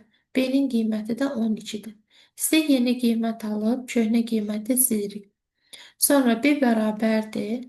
C-ni 2-yə vuraq. 12-ni 2-yə vuranda 24. B yeni qiyməti var, köhnə qiyməti silinir. Sonra A bərabərdir. B-ni 2-yə böləndə tam hissə 24-ü 2-yə böləndə 12 dəfə düşür. A-nın yeni qiyməti var, yenə köhnə qiymət silinməlidir. Daha sonra C bərabərdir. C-nin qiyməti A-ya. A-nın qiyməti 12-dir. Yazırıq 12. C-nin köhnə qiymətini yenə silirsiniz. B bərabərdir C. C-nin qiyməti artıq yeni qiymət 12-dir. B-nin köhnə qiymətini silirik. D də bərabərdir ABC-nin cəmi. Üçünün də cəmi alınır 36. Sadəcə sol tərəflər olduğu kimi qalır. Nə qiymət yazacaqsınızsa sağ tərəfdə yerinə yazın. Və hər dəfə də yeni qiymət alınanda köhnələri silinci çaşdırmaz. D-nin son qiyməti oldu 36.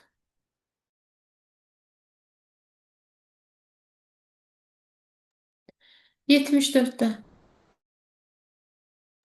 74-cü qiymətli sualda x bərabər 33, x-i 3-ə vurur. Sətr tipində sətri ədədə vurduqda, sətri ədədə vuranda ədəd qədər təkrarlanır. Yəni 3 dəfə 33 təkrarlanacaq. 1, 2, 3. Nəticə belə olur. Dırnaqlarda yazmırıq. Çünki print dırnaqsız çap edir. 75-ci sual çaşdıran tip suallardandır. Əvvəlcə bilirik ki, mötərizədən, yəni daha doğrusu, mötərizə olmasa qüvvətdən başlayır. 4 üstü 4 alınır 256. Və yazılıb ki, 44 bölünsün 256 və tam bölünsün 4. 44-ü birinci bölmə. Baxın, bu da bölmədir, bu da bölmədir. Onda yazıldığı ardıcıllıqla baxın. 44-ü 256-ya böləndə qalıq elə 44-ün özüdür, kiçiyədir. Onu da 4-ə böləndə tam hissə olur 11. 76 tipdə bayaq bir sual yazmışdıq. İndi bu dəfə yenə deyir, hər sözü çap olunur. Deməli, ifə hər deməlidir. Arada da ordu. Orada iki tərəfdən biri də ödəsə bəsdir, hər ikisi ödəsə bəsdir. Yəni, ya A-nın qiyməti 10-dan böyük olsun, ya B-nin qiyməti 14-dən böyük olsun, ya da hər iki şərt ödəsin. Baxın, burada nə A 10-dan böyükdür, nə B 14-dən böyükdür. Burada da eyni qayda, burada da eyni qayda. Məsələn, 12, 7. A-ya 12, B-yə 7 versək, 12 10-dan böyükdürmü? Düzdür. Orada da bir tərəf doğrudursa, həll saxlanılacaq. Yəni 7-nin 7 14-dən böyükdürmü? Yox deyirik. Amma orada bir tərəf doğrudursa, ifə hə deyir. Deməli, biri 12 7-cidir. İkinci tərəf 14-dən böyük olsun. Bəli, ikinci tərəf 15-də 14-dən böyükdür. Burada heç biri ödəmir. Çünki nə 10-dan böyük var, nə də 14-dən böyük. Üçüncüsü budur. 17 tərəf ödənir, sağ tərəf ödəyir. 17 15-də ödənir, 15 5-də ödənir, 11 -4. Yəni bunları yazanda ya hər iki tərəf doğru olur, ya sol tərəf doğru olur, ya da sağ tərəf. Yalnız o vaxtda yox deyirik ki, hər tərəfi yanlış olsun. Neçə dəfə deyir? 1, 2, 3, 4, 5, 6. 6 dəfə dövr etsə, yəni 6 dəfə AB cütündə hər sözü çap olunacaq. 77-də yenə x1, x2, burada 1 və 2-lərin bir önəmi yoxdur, yəni sadəcə dəyişəndir. x1-in qiyməti 20-dir. x2 qiyməti 12 üstəgəl x1, yəni 20, oldu 32. x3 bərabər x1-i x2-yə vuraq. x1 20-dir, x2 isə 32-dir. Vuranda 640 alınır x3. x2 bərabərdir 5 vurulsun x2. Bəs x2 neçə idi? 32 idi.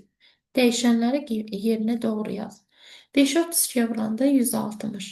160 x2-nin qiymətidir. Onda köhnə qiymətini silək. x1 bərabərdir. x1-dən x2 çıxaq. x1 20-dir. x2 isə 160-dır. Bərabərdir -140-a. -140. x1 yeni qiymət alıb köhnə qiymətini silir. x4 bərabərdir.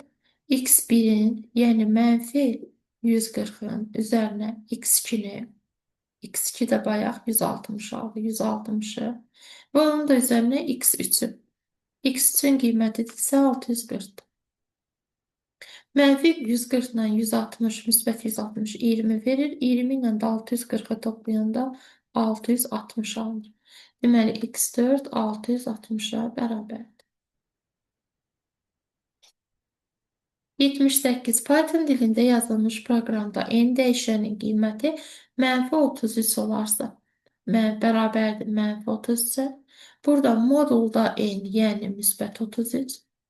İndi 33-ü 3-ə böləndə qalıq nədir? Qalıq 0-dır. Biz 0 0-dan fərqlidir? Yox deyil. Bərabərdir, fərqli deyil. Sonra o 33 2-yə böləndə qalıq 1 qalır. Burada deyir ki, qalıq 0-a bərabərdir. Yox, yanlışdır.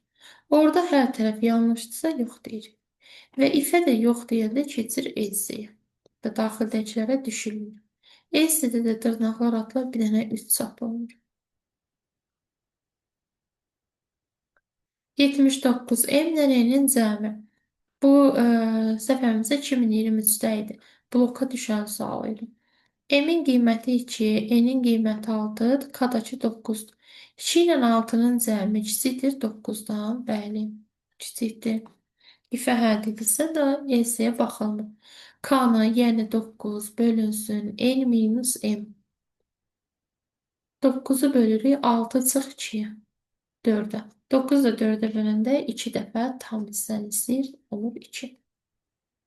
Eyni ilə bu sual idi. Blokda 2023-də düşmüşdü. Python dilində yazılmış proqramın nəticəsini müəyyən edin.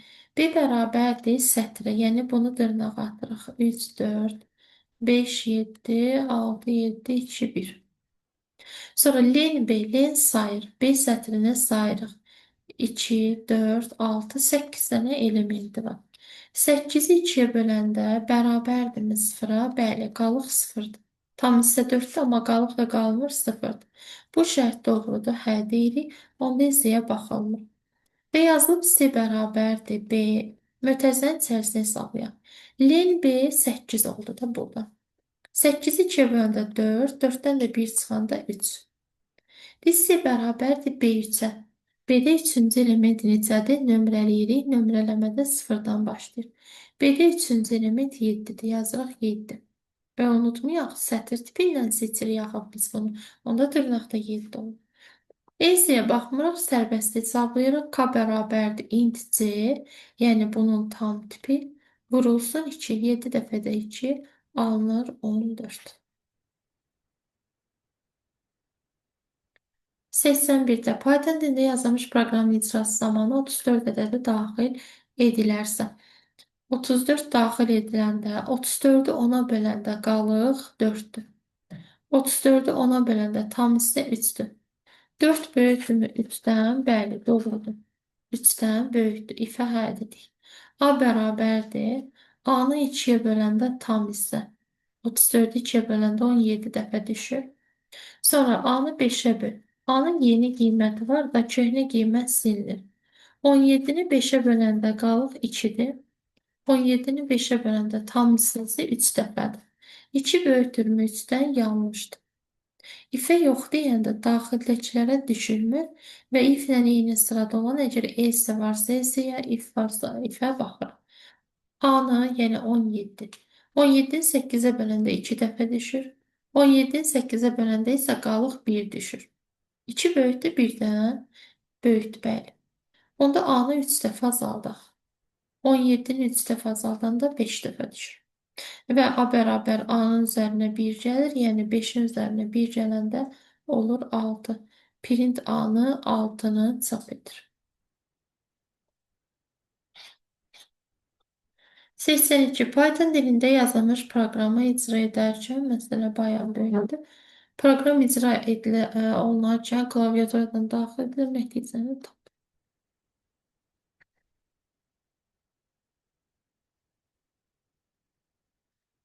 Deməli, diqqətli olaq ki, səhv etməyək. Daxil olunan ədəd budur. 436.358. Inputdur, diqqətli olun. Inputda sətirdə daxil edilir. Deməli, bu sətr tipidir. Len A, yoxsa len A saya bilməz, xəta olar, ədədləri saya bilmir. Sətri sayır, 3, 6 dənə simvol var burada. 6. 6-nı 2-yə böləndə qalıq 0 düşür. 0 deyil, fərqlidir 0-dan. Yox, fərqli deyil, axı bu 0 0-a bərabər olmalıydı. İfə yox deyəndə iflə eyni sırada isə baxırıq. Yəni bunlar hesablanmır. Sonra K bərabərdir int, gəl mötərizə daxilini hesablayaq sonra. A-nın baxın başladığı mötərizə budur, bitdiyi mötərizə də buradadır. Bu aranı hesablamalıyıq. Qoşa nöqtənin sol tərəfinə ayrı, sağ tərəfində ayrı baxırıq. Len A 6 dənə qiymət. Len A 6-dır. 6-nı 2-yə böləndə 3. 3-dən 1 çıxanda 2. Qoşa nöqtə. Bu bölmə deyil, qoşa nöqtə. Len A, yəni 6. 6-nı 2-yə böləndə 3. 3-ün üstə də 1 gələndə 4. Nə deməkdir? Yenə int hissəsi qalsın. Deyir A-da 2 4 aralığı son qiymət götürülmür, yəni 2 ilə 3. Tapırıq A sətrini. 0, 1, 2, 3, 4, 5. 2-dən 3-ə lazımdır. 2-dən 3-ə 63-dür. Olur, dırnaqda 63. Int də dırnaqlar atır, tam tipə çevirir, olur 63. K-nın qiyməti 63-dür. S bərabərdir. S-in üzərinə, yəni 0-ın üzərinə K-nı 63 gəlir, el 63 olur. Sonra int K, yəni 63, 2-yə böləndə qalıq 1-dirmi? Bəli, tək ədədlər 2-yə böləndə qalıq 1-dir, doğrucudur. Onda S-yə baxılmayacaq. S-in üzərinə 4 əlavə edir. S 63-dür. Üzərinə 4 gələndə olur 67. Və S-yə baxılmır, sərbəst hesablayırıq. Print 67-ni çap edəcək.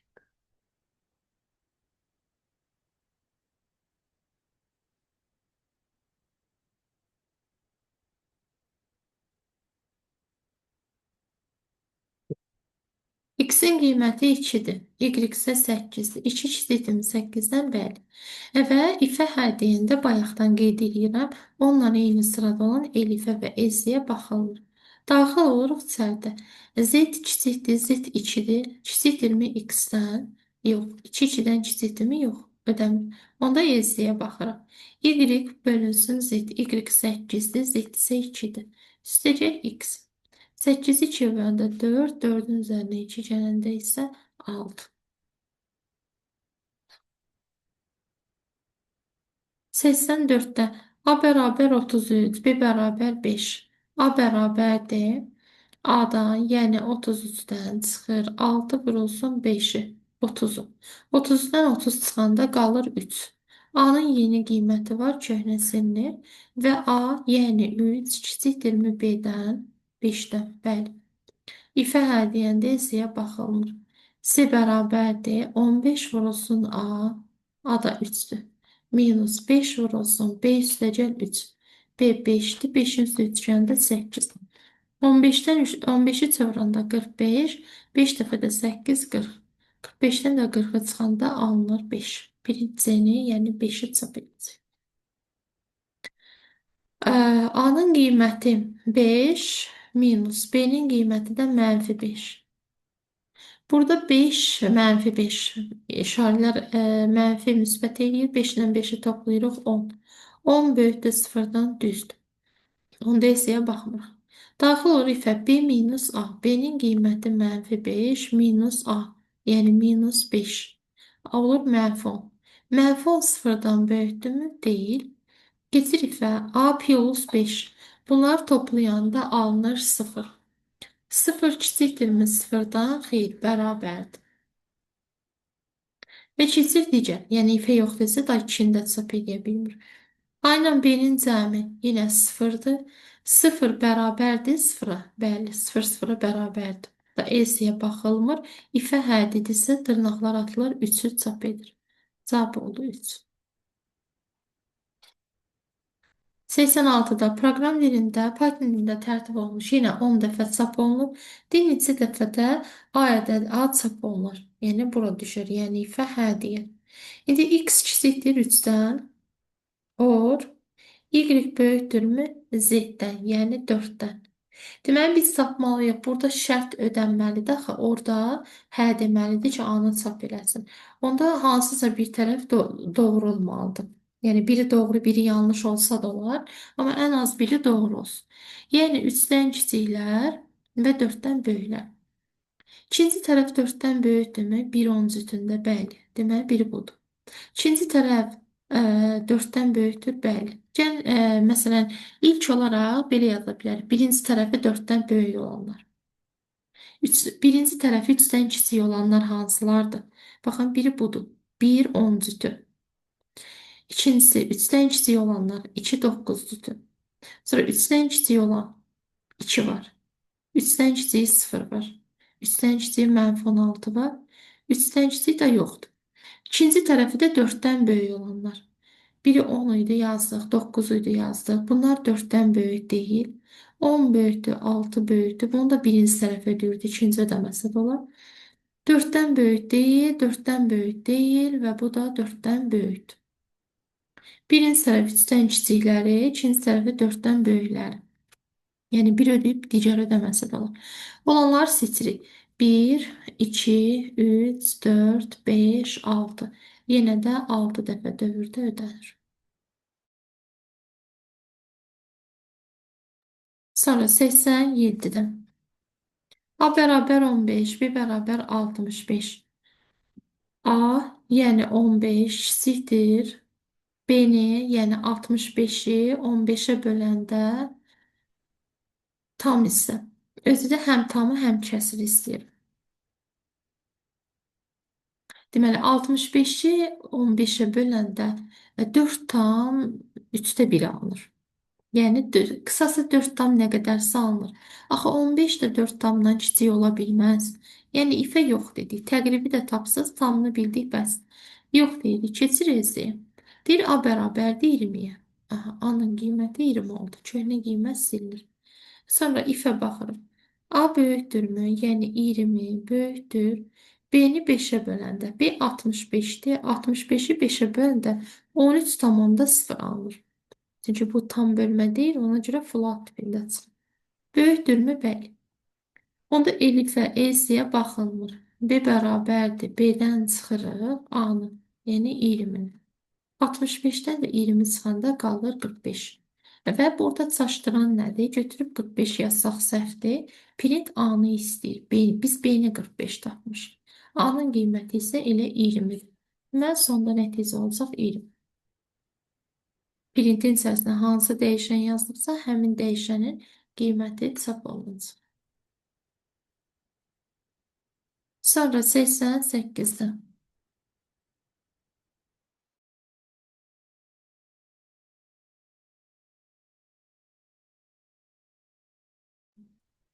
A bərabər 97, B bərabər 38. 97-ni 10-a böləndə qalıq 7-dir. Fərqlidirmi? 38-i 10-a böləndə tam hissədən. Bəli. 3 dəfə düşür, bu da 7 qalır. 7 3-dən fərqlidirmi? Düzdür. İfə hə deyəndə hissəyə baxmırıq. C bərabərdir 5-ə və C bərabərdir 5 üstəgəl.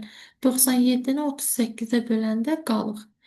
Deməli, 2 tam düşür. 2 dəfəsi neçə alınır? 76. Qalıqda 21 qalır. Deməli, qalığı 21-dir. Toplayanda 26 köhnə qiymət silinir. Sonra ifdə C, yəni 26 böyükdür A-dan 97-dən və 26 97-dən böyük deyil və də bir tərəf yanlışdır, deməli yanlışdır. Yəni ikinci tərəfə baxmasaq da olur. Bir tərəf ödəmişsə, deməli səhvdir. Keçirik elifə. B, yəni 38-i. 38-i 5-ə böləndə qalıq. 3 düşür. 3 kiçikdir 6-dan, bəli. Hədd bilsə artıq hessiyə baxılmayacaq. A bərabərdir, A vur 5. A-nın qiyməti dəyişməmişdir ki, yox. 97-dir. 97-ni vurur 5-ə. 485. C də bərabərdir C-ni, yəni 26-nı 485-ə böləndə alınan qalıq. Elə 26-nın özüdür. Print C-ni istəyir, elə 26-da çap olunur. Bunları artıq keçmişik deyə düşünmürəm o qədər də çətin olsun. Sadə suallar. Biraz çətinlik dövrlərdə olur. Proqramın ifadəsi zamanı neçə dəfə hə ifadəsi çap olunur? Yəni, burada həyə düşməlidir. İfə hə deməlidir ki, hə sözünü də çap eləsin. İndi bayaqçı kimi S böyükdür 5-dən və T böyükdür 6-dan və S ilə T-nin cəmini 2-yə böləndə 0-dırsa, ədədi 2-yə böləndə qalıq 0-dırsa nə deməkdir? Demək ki, S ilə T-nin cəmi cüt ədəddirsə. Çünki cüt ədədləri 2-yə böləndə axı qalıq düşmür. Və burada arada əddirsə bütün şərtlər ödəməlidir. S birinci gələni göstərir, T də ikinci gələni. Birinci yerdə duran 5-dən böyük olsun. İkinci yerdə duran 6-dan böyük olsun. Baxın, burada bu. Məsələn, bu 5-dən böyük deyil axı, çıxırıq. Bu qiymət birinci tərəf 5-dən böyük deyil. Burada birinci tərəf 5-dən böyük deyil. Qalanlarında birinci tərəf 5-dən böyükdür. Birinci tərəf ödənir. Onda ikinci tərəf ödəsin. İkinci tərəfi də 6-dan böyük. Baxın burada. Bu 6-dan böyük deyil, axı bərabərdir. 6-dan böyükdür, 7 də böyükdür, 12 də, 12 də və 10 da. Və üçüncü şərt nədir? Həmin o iki cüt ədədin cəmi, yəni iki dənə ə, ST cütlərini nəzərdə tutun. Onları cəmləyəndə cüt ədəd versin. Cavab cüt ədəd alınsın. Cüt ədəddə 2 böləndə 0 düşür. 12 ilə 24-ün cəmi cüt ədəddir. Deməli, artıq bu ədəd. 11 ilə 17-nin cəmi də cüt ədəddir. 28-dir. 18-də 18-i 2 böləndə qalıq 0 verir. Amma 11 ilə 12, baxın 11 böyükdür 5-dən, düzdür. 12 böyükdür 6-dan, düzdür. 11 ilə 12-nin cəmi 23, 23-ü də 2 böləndə 0 vermir, axı səhvdir. Çıxdıq bu. 10 ilə 12-nin də cəmi cütdür. 10 ilə 10-un da cəmi cütdür. Deməli 1, 2, 3, bir də bu 4 dənə. 4 dəfə hə ifadəsi çap olunur. Yəni bir-bir yoxlamaqdansa bu şəkildə təhlil etməklə daha sadə tapmaq olar.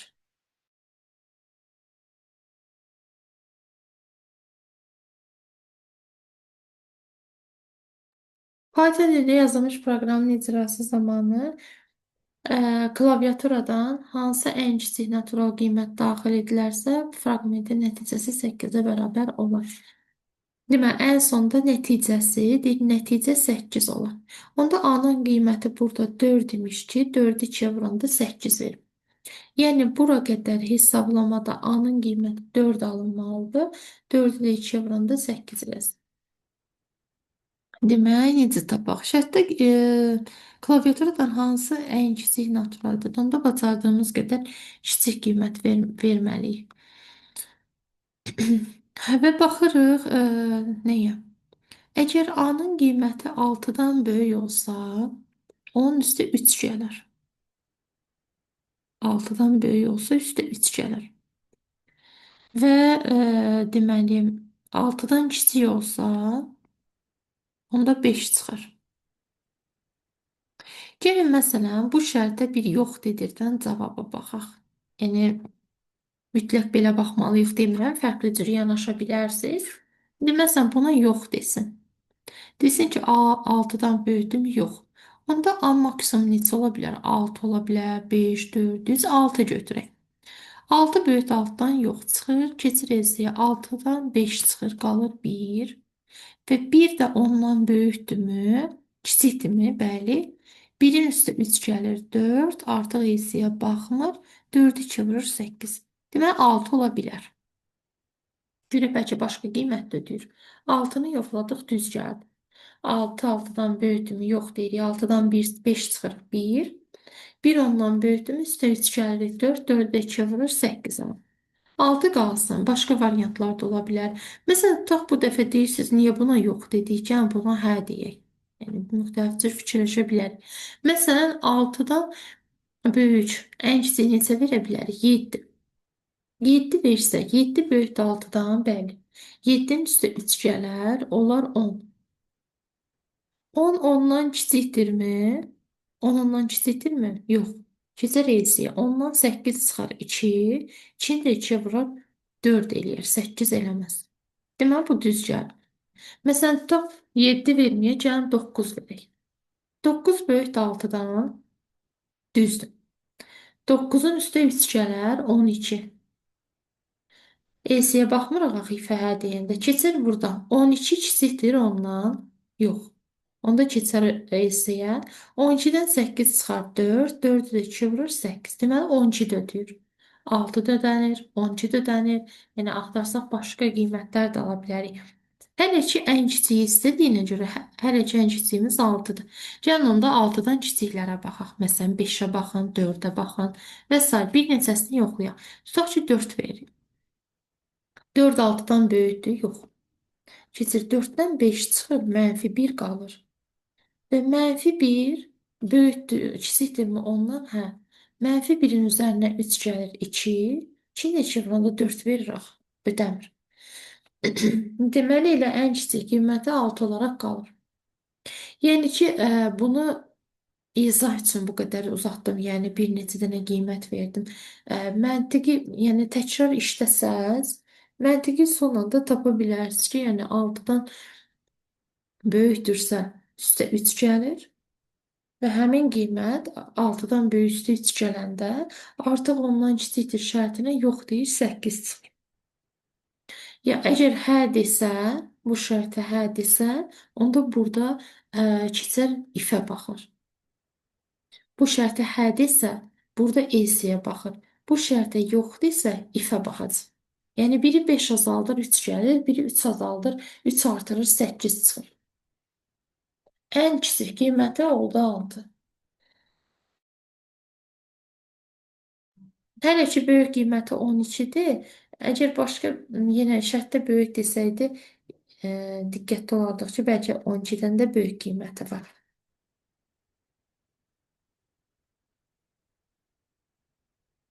Daha sonra 91-ci sualda Python dilində yazılmış proqramın yeni nəticəsi 6-dır, 1-dir, 4-dür. N bərabərdir A-ya, yəni 6-ya. B kiçikdir A-dan, bəli, B A-dan kiçikdir. Onda N bərabərdir B-yə, yəni 1-ə. C kiçikdir N-dən. C 4-dür. 4 N-dən kiçikdir, yox. Onda keçir ifə. A M-dən kiçikdirmi? A 6-dır, M də 6-dır. Yox deyirik. Ənddə də bir tərəf yanlışdırsa yanlışdır. Baxırıq elsiyə. B kiçikdir M-dən. Bəli, B M-dən kiçikdir, düzdür. Bir də deyir B böyükdür N-dən. B N-dən böyük deyil, axı bərabərdir. Deməli, burada əndə yox dedi. Bir tərəf yanlış oldu. Elsiyə R bərabərdir C. Yəni 4. Y bərabərdir. M-i 100-ə vurur, M 6-dır. 6-nı 100-ə vurur, 600 üstəgəl. R-i, yəni 4-ü 10-a vurur, olur 40 üstəgəl. N-in qiyməti, N də 1-dir. Alınır 641. Z bərabərdir. Yenə N-i 100-ə vuranda, 1-i 100-ə vuranda 100, üstəgəl R-i 10-a vur, 4 10-a vuranda 40, üstəgəl M-in qiyməti, M də 6. Olur 146. Və y-lə də z-in cəmini istəyir. Bunları da cəmləyəndə 787.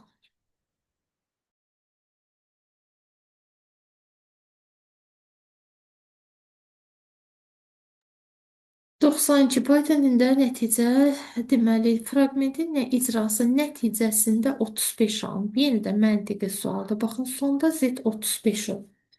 X-in ilkin ala biləcəyi ən böyük rəqəm nədir? Səhv eləmirəmsə köhnə PDF-də, köhnə topluda ya da ki digər kitabı idi. Orada variantlarla verilmişdi. Prins Z-in qiyməti 35-dir. Z-in qiyməti 35-dir. Bəs burada x, y necə dedilərdi? Z hardan alındı, yəni x-i y-ə vurmaqla. Hansı iki ədədi bir-birinə vursaq 35 eləyər? Ya 1-i 35-ə vurarsınız, ya 35-i 1-ə vurarsınız. Ya 5-i 7-yə vurmaqla, ya da yerini dəyişsək 7-ni 5-ə vurmaqla. İndi burada x ilə y. Tutaq ki, bunlardır. Axı x, y 35 ola bilməz. Çünki ədədi 10-a böləndə qalıq 10-dan kiçik olmalıdır. Burada hansı 35 verə bilməz. Deməli, biri 5-dir, biri də 7-dir. Bizdən x-in ən böyük qiymətini istəyir. Onda x-ə ən böyük qiymət, y-ə isə kiçik qiymət verək. Böyük qiymət istədiyi üçün x-i bacardığımız qədər böyük verir. X-i 7, y 5 olsa, 7 dəfə də 5 edir 35. Və burada indi x-in ala biləcəyi ən böyük qiymət neçədir? Yəni, hansı ən böyük qiymət 2 rəqəmlidən söhbət gedir? Hansı 2 rəqəmli ən böyük ədəd verərik ki, ona böləndə 7 olsun? Ən böyük rəqəm 97-dir. 97 ən böyük 2 rəqəmli ədəd. 97-ni 10-a böləndə 7 ilə bitir. Yəni, qalıq 7 alınır. Cavab oldu 97. Məsələn, ən kiçik istəsəydik 2 rəqəmli 17 deyərdik. Yenə 3 rəqəmli natural qiymətində Python-a yazılmış proqramın nəticə deyəndə sonu nəzərdə tutur. Nəticəsi 1 olar. 2 dənə print var, ya 1-dir, ya da 0-dır. O da deyir ki, 1 alsın. Deməli, ifə hə cavabı verib ki, elsiyə düşməyib, 1-i çap edib. Sualda if-də nə soruşur? Deyir, n böyükdür 45-dən və n 63-dən kiçikdirsə, yəni n 45-dən böyük 63-dən kiçik olarsa, ifə hə deyir. Ən böyük 3 rəqəminə də istəyir. Onda biz burada ən böyük neçə verə bilərik? 62 yaza bilərik. Yəni 62 olarsa ən böyük. 63 3-dən böyük. Yaxşı, 3 rəqəmli ədəddən danışırıq axı. Gəlin bir 3 rəqəmli ədəd götürək. Məsələn, 372 yazaq. 372. N-in qiyməti 372 olsa, həmin ədədi 10-a böləndə qalıq sonuncu ədəd verir 2. Və çıxaq, həmin 372-ni 10-a böləndə 37 alınır. Və bundan da çıxanda -35 verir, mənfini də müsbətə salır 35. İndi mən yazdığım ədədə görə 35 aldım. Amma burada ən böyük dediyinə görə ən böyük 62 alına bilər. 62 45-dən böyük, 63-dən də kiçikdir. Bunu niyə yazdım? Baxın, burada n-in nə hesabladığına diqqət etməlisiniz. 3 rəqəmli ədəd verdim. Təhlikdə duran ədəddən digər iki ədədin rəqəmin əmələ gətirdiyi ədədi çıxanda alındı. Onda fikirləşirik ki, sonuncu ədəd neçə olsun ki, digər iki ədədi çıxanda cavab 62 versin. Ən böyük neçə yaza bilərik? Birinci yeri bacardığınız qədər böyük qiymət yazın. Digərlərini kiçik yazın. Çünki yüzlüklər mərtəbəsində nə qədər böyük ədəd olsa, rəqəm olsa, o qədər böyük ədəd alınır. Onda birinci yerə məsələn 62-ni almaq üçün tutaq ki, 70 neçə verək ki, bu təhliklər mərtəbəsi. Məsələn, ən böyük rəqəm istəyirsə, gəlin 79 verək. 79, nədən 79-u çıxsaq 62 alınır, elə bir iki rəqəmli ədəd yoxdur. Məsələn, 70-dən 73-dən daha doğrusu 9. 739. 739-u 10-a böləndə qalıq 9-dur. Ondan da 73 çıxanda qalarmı 62? Yox, 62 qalmış, səhv hesabladım. Bir dəqiqə 79 62 qalsın. 73-dən 11 çıxanda 62 qalır. Onda 71 verək. 71-dən 9. Ədədi 10-a böləndə 9 və ədədi 10-a böləndə tam isə 71. 71-dən 9 çıxanda 62 qalır. Deməli, ən böyük ədəd 719 yaza bilərik. Artıq 720-yə keçsə, 720-dən gərək 10 çıxsın ki, 720-dən 10 çıxsın ki, sonda nəticə 62 versin. Və bizə -62 lazımdır, onsuz orada mənfini müsbətə çevirəcək. Olacaq müsbət. Deməli, burada ən böyük qiymət alındı 719. Yoxlaya da bilərsiniz. Əgər n qiyməti 719-dursa, o 719 ona böləndə 9, 719-da ona böləndə tam isə 71. Çıxanda qaldı 62. Özdə -62. ABS də onu modula salır müsbət 62. 62 45-dən böyükdürmü? Bəli. 63-dən kiçikdirmi? Bəli. Onda 1-i çap edin.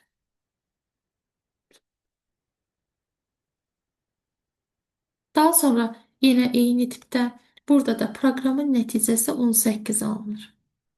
Onda burada 9-dur ki, 9-u 2-yə vuranda 18 alınır. Və hansı ən kiçik qiymətində. Demək, müəllimə, burada diqqət edirik. Sondan əvvələ doğru gələk. Hansısa ədədi 2-yə vurub 9 ala bilərmi? Yox, mümkün deyil. Deməli, buna yox deyir. Hansısa ədədi 3-ə bölüb 3-ə vurub 9 ala bilər. Bir də ES-də hansısa bir ədədi 4-ə vurub 9 ala bilməz axı. Demək ki, burada ifə yox deyib, çünki 2-yə vuranda 9 alına bilməz. Buna hə deyib, ifədə hə deyəndə ES yox deyir axı. Deməli, 4-ə vurma yoxdur.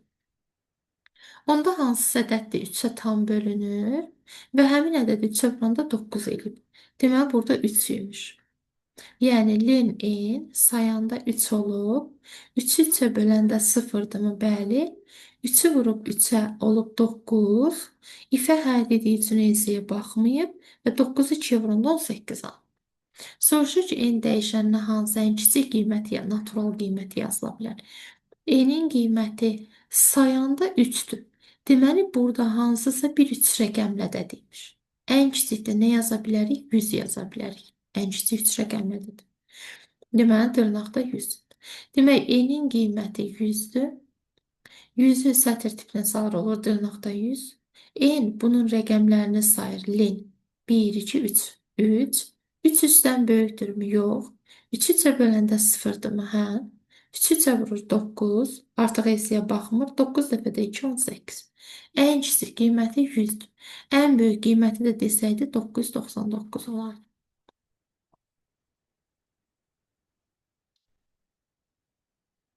95-də n dəyişəninə neçə natural qiymətində Python dilində yazılmış proqramın nəticəsi 1 olar. Yenə burada. İndi n dəyişənin neçə natural qiymətində, neçədən ədəd ala bilər onu istəyir. Bu şərtə hə deyir ki, gəlib 1-i çap eləsin. Onda burada alması üçün nədir? N-in qiyməti 12-dən böyük və 25-dən kiçik. Yəni n dəyişəni 12 ilə 13 ilə 24, 12 ilə 25 arası qiymətlər ala bilər. N dəyişənin neçə natural qiymətində. İndi n-i 2-yə vurur. 2-yə vurandan sonra gəlir 13, 12-dən böyük, 25-dən kiçik olur. Onda n-i neçəyə vuraq? Məsələn, n-in yerinə 6 olsa, 6 dəfə 2, 12 eləyər. 12, 12-dən böyük deyil axı. Deməli, burada n-ə minimum 7 yaza bilərik ki, 12-dən böyük olsun. Bəs maksimumda n-ə 12 yaza bilərik. 12 deyib 13 yazıram. Əgər 13 yazsaq, 13-ü 2-yə vuranda 26 verir axı. 25-dən kiçik alınmır. Amma 12 yazsaq 25-dən kiçik 24 alır. Deməli, n-in qiyməti 7 ilə 12 arasında dəyişir. Bəs bu 7 ilə 12 də buradan alınır. Bax, ədədi 8-ə böləndə 7 alınır. Ən kiçik hansı ədəd yaza bilərik ki, birinci 7-yə baxın. Ən kiçik hansı ədəd yaza bilərik ki, onu 8-ə böləndə 7 alınsın. Birincisi müəllim, burada n-in qiymətinə 7 sadəcə 7 ilə 12 yox. Yəni 7 ilə 12 aralığında hansı qiyməti yazsaq, 2-yə vuranda 12-dən böyük 25-dən kiçik olur. İndi minimum 7 götürsək, hansı ədəd 7-yə böləndə 8 alınır? Daha doğrusu 8-ə böləndə 7 alınır. Ən kiçiyi 56-dır. Amma 55 olsa, 55-i 8-ə böləndə 6 tam neçəsə düşür axı bizə 7 lazım. Deməli, ən kiçiyi 56-dır. 56-nı 8-ə böləndə 7 dəfə düşər, 57-ni 8-ə böləndə 7 dəfə düşər və s. Bəs 12-ni alması üçün maksimum qiymət neçədir? Yəni aralıq axtarırıq, interval. 12 alması üçün də burada 96 ola bilər. Bəs 97 olsa, 97-də 8-ə böləndə 12 olur. Onda ən böyük 96-nın üstə ən böyük qalığı, yəni 7-ni əlavə edirik. 96-nın üstə daha doğrusu 7-ni əlavə edirik. 96-nın üstə 7 gəndə 103. Baxın, n-ə əgər 103 yox, 104 versək, 104-ü 8-ə böləndə düşər 13 dəfə. 13-ü də 2-yə vuranda ödəmir. Deməli, minimum 56, maksimum 13 alına bilər. 56 ilə 13 arasında istədiyiniz ədədi 8-ə bölün. 2-yə vurun. Alacağınız cavab 12-dən böyük, 25-dən kiçik olsun. Və həmin ədəd 12-dən böyük, 25-dən kiçik olub ifə hədir və nəticədə 1-i də çap edəcək. Soruşur neçədən ədəddir? 56 ilə 103. 56 da daxildir. 103 də daxildir. Onda böyükdən kiçiyi çıxıb üzərinə də 1 əlavə edirik. 103-dən 56 çıxanda 47, 47-nin üstə də 1 gəndə 48.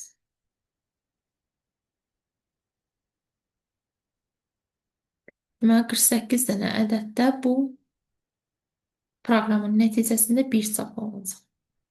97. Uyğunluğu müəyyən edin. A ilə B-ni toplayır. A-nın qiyməti dırnaqda 7-dir, B-nin qiyməti dırnaqda 3-dür. Toplayanda alınır 73. Print də dırnaqları atır, olur 73. Birəsi. Əgər burada A ilə B 7-dir, B-yə də 3, A 7, B də 3-dür. Toplayanda 10. Dırnaqlı sətirləri toplayanda yanaşı yazılır, amma ədədləri toplayanda adi qaydada riyazi sondan hesab verir. 2 olur B. Burada da yine A 2'dir, dırnaqda 2. Üstə gəl, B də 3'dür. Toplayanda 20 olur, yəni Y variantı. 1'ə C, 2'yə B, 3'ü də Y. 97-də yazılmış 3 dəfə qiymət veririk. Bir dəfə A birincini, bir dəfə ikincini, sonra da üçüncünü veririk. Birinci A-ya 2, B-yə də 5 verək. 2 böyükdür 5-dən, yox. Onda keçir elsiyə. Y bərabər A-nın üzərinə 3 vur B-ni. Yəni 3 vur 5-i 15, üstə də 2 gələndə 17. Yəni D variantı. 1-ə oldu D. Sonra 4-dən 3-ü veririk. A-ya 4, B-yə isə 3 verək. 4 böyükdür 3-dən, bəli. Onda Y bərabərdir. 3-ü vurur 4-ə, üzərinə də B-nin kvadratını gəlir. Fəhədi. 3 dəfə 4, 12. Üzərinə də 9 gələndə olur 21. Yəni B variantı. 2-yə B. 3-ə isə 7 və 2. Və A-ya 7, B-yə isə 2 versək, 7 böyükdürmü 2-dən düzdür. Onda 7-ni 3-ə vurur, 21. Üzərinə də B-nin kvadratına gəlir. Yəni 2-nin kvadratı. Onlar 25, o da C variantı. 1'ə D, 2'yə B, 3'ə də C.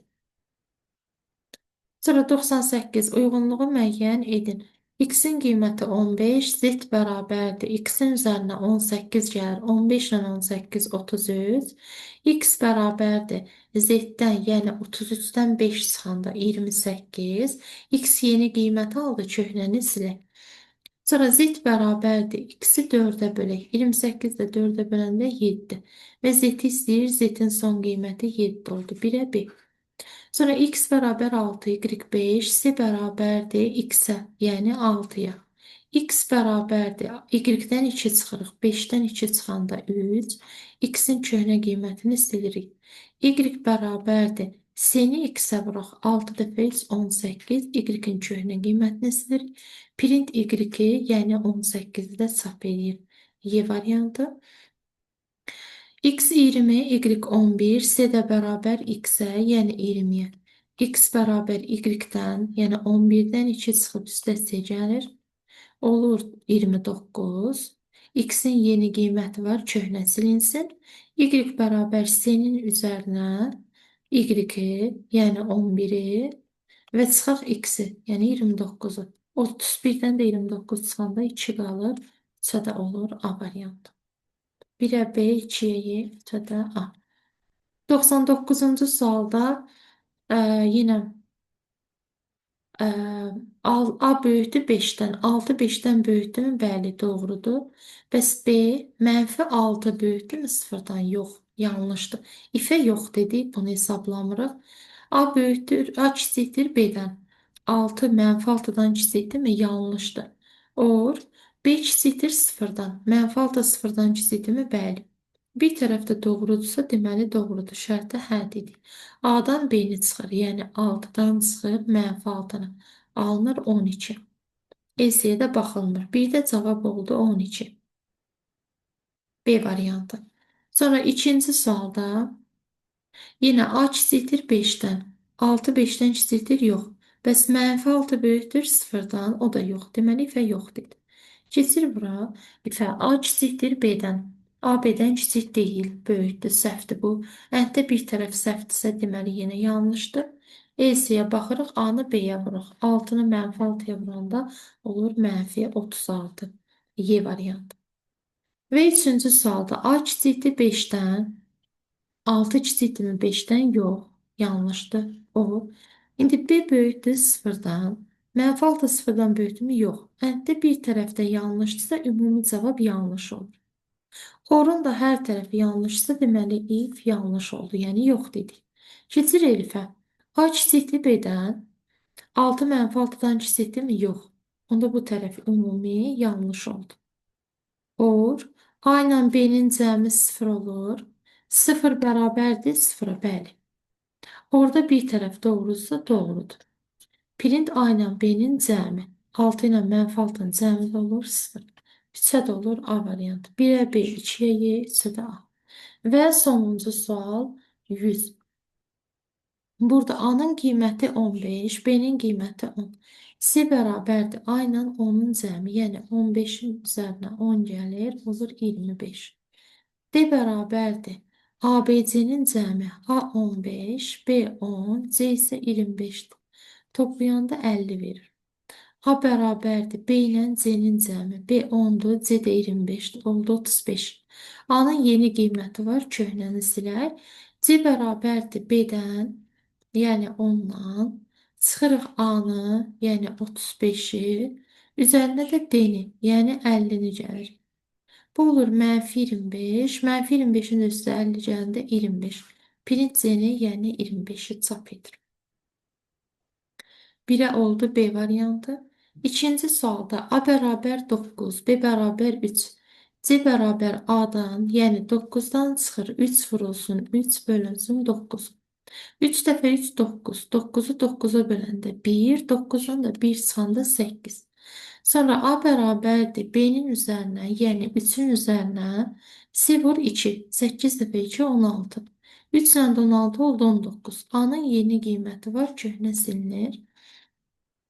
D bərabərdir. A minus A artıq 19-dur. Minus. B-ni C-yə vuraq. B 3-dür, C də 8-dir. Oldu 24. Bərabərdir -5. Və C də bərabərdir. D-ni 2-yə vuraq. -5-i 2-yə vuranda -10. Üstə gəl. B-ni 3-ə bölək. B-nin qiyməti 3-dür. 3 də 3-ə böləndə 1. -9 ilə də 1 olur -10 ilə də 1 olur -9. Yəni Y variantı. Və nəhayət üçüncüsü A bərabər 9, B bərabər 15. C bərabərdir A-dan, yəni 9-dan çıxırıq. B vur B-ni. Yəni 15 vurulsun 15 bölünsün 9. 15-i 15-ə vuranda 225. 225-i də 9-a böləndə 25. 9-dan da 25 çıxanda -16. Birinci vurma, sonra böldü, sonra da 9-dan çıxdıq. A bərabərdir B-nin üzərinə, yəni 15-in üzərinə C vurulsun 2-ni. -16-nı 2-yə vuranda -32. 15-dən böyükdən kiçik çıxanda qalır -17. A yeni qiymət alıb köhnəni silək. D bərabərdir. A-dan çıx, yəni -17-dən çıxaq. B vur C-ni. B 15-dir, C də -16-dır. 15-i -16-ya vuranda 240 alınır. Deməli, burada mənfi var. Bir də bunun mənfisi olur müsbət 240. Mənfi mənfini müsbət edir. Alınır 233. Yox, 23. Və C bərabərdir. D-nin üzərinə 2-ni gəlir. B-nin qiyməti də 15-dir. 15-i 5-ə böləndə 3. Alınır 228. Print C-ni, yəni 228 A-nı da çap edir. Və bununla açıq, qapalı tipli sualların izahı bitdi. Növbəti dərsdən 101-dən başlayaraq proqram qurmaları izah edəcəm. Proqram qurmaların içərisində həm köhnə ə, topluda olan suallar, həm də elə bir neçə sualda əlavə var. Bu sualların proqram qurmalarının izahını verəcəm. Bugünlük bu qədər. Kanala abunə olun, videonu bəyənməyi, yoldaşlarınızla paylaşmağı unutmayın. Sağ olun, salamat qalın.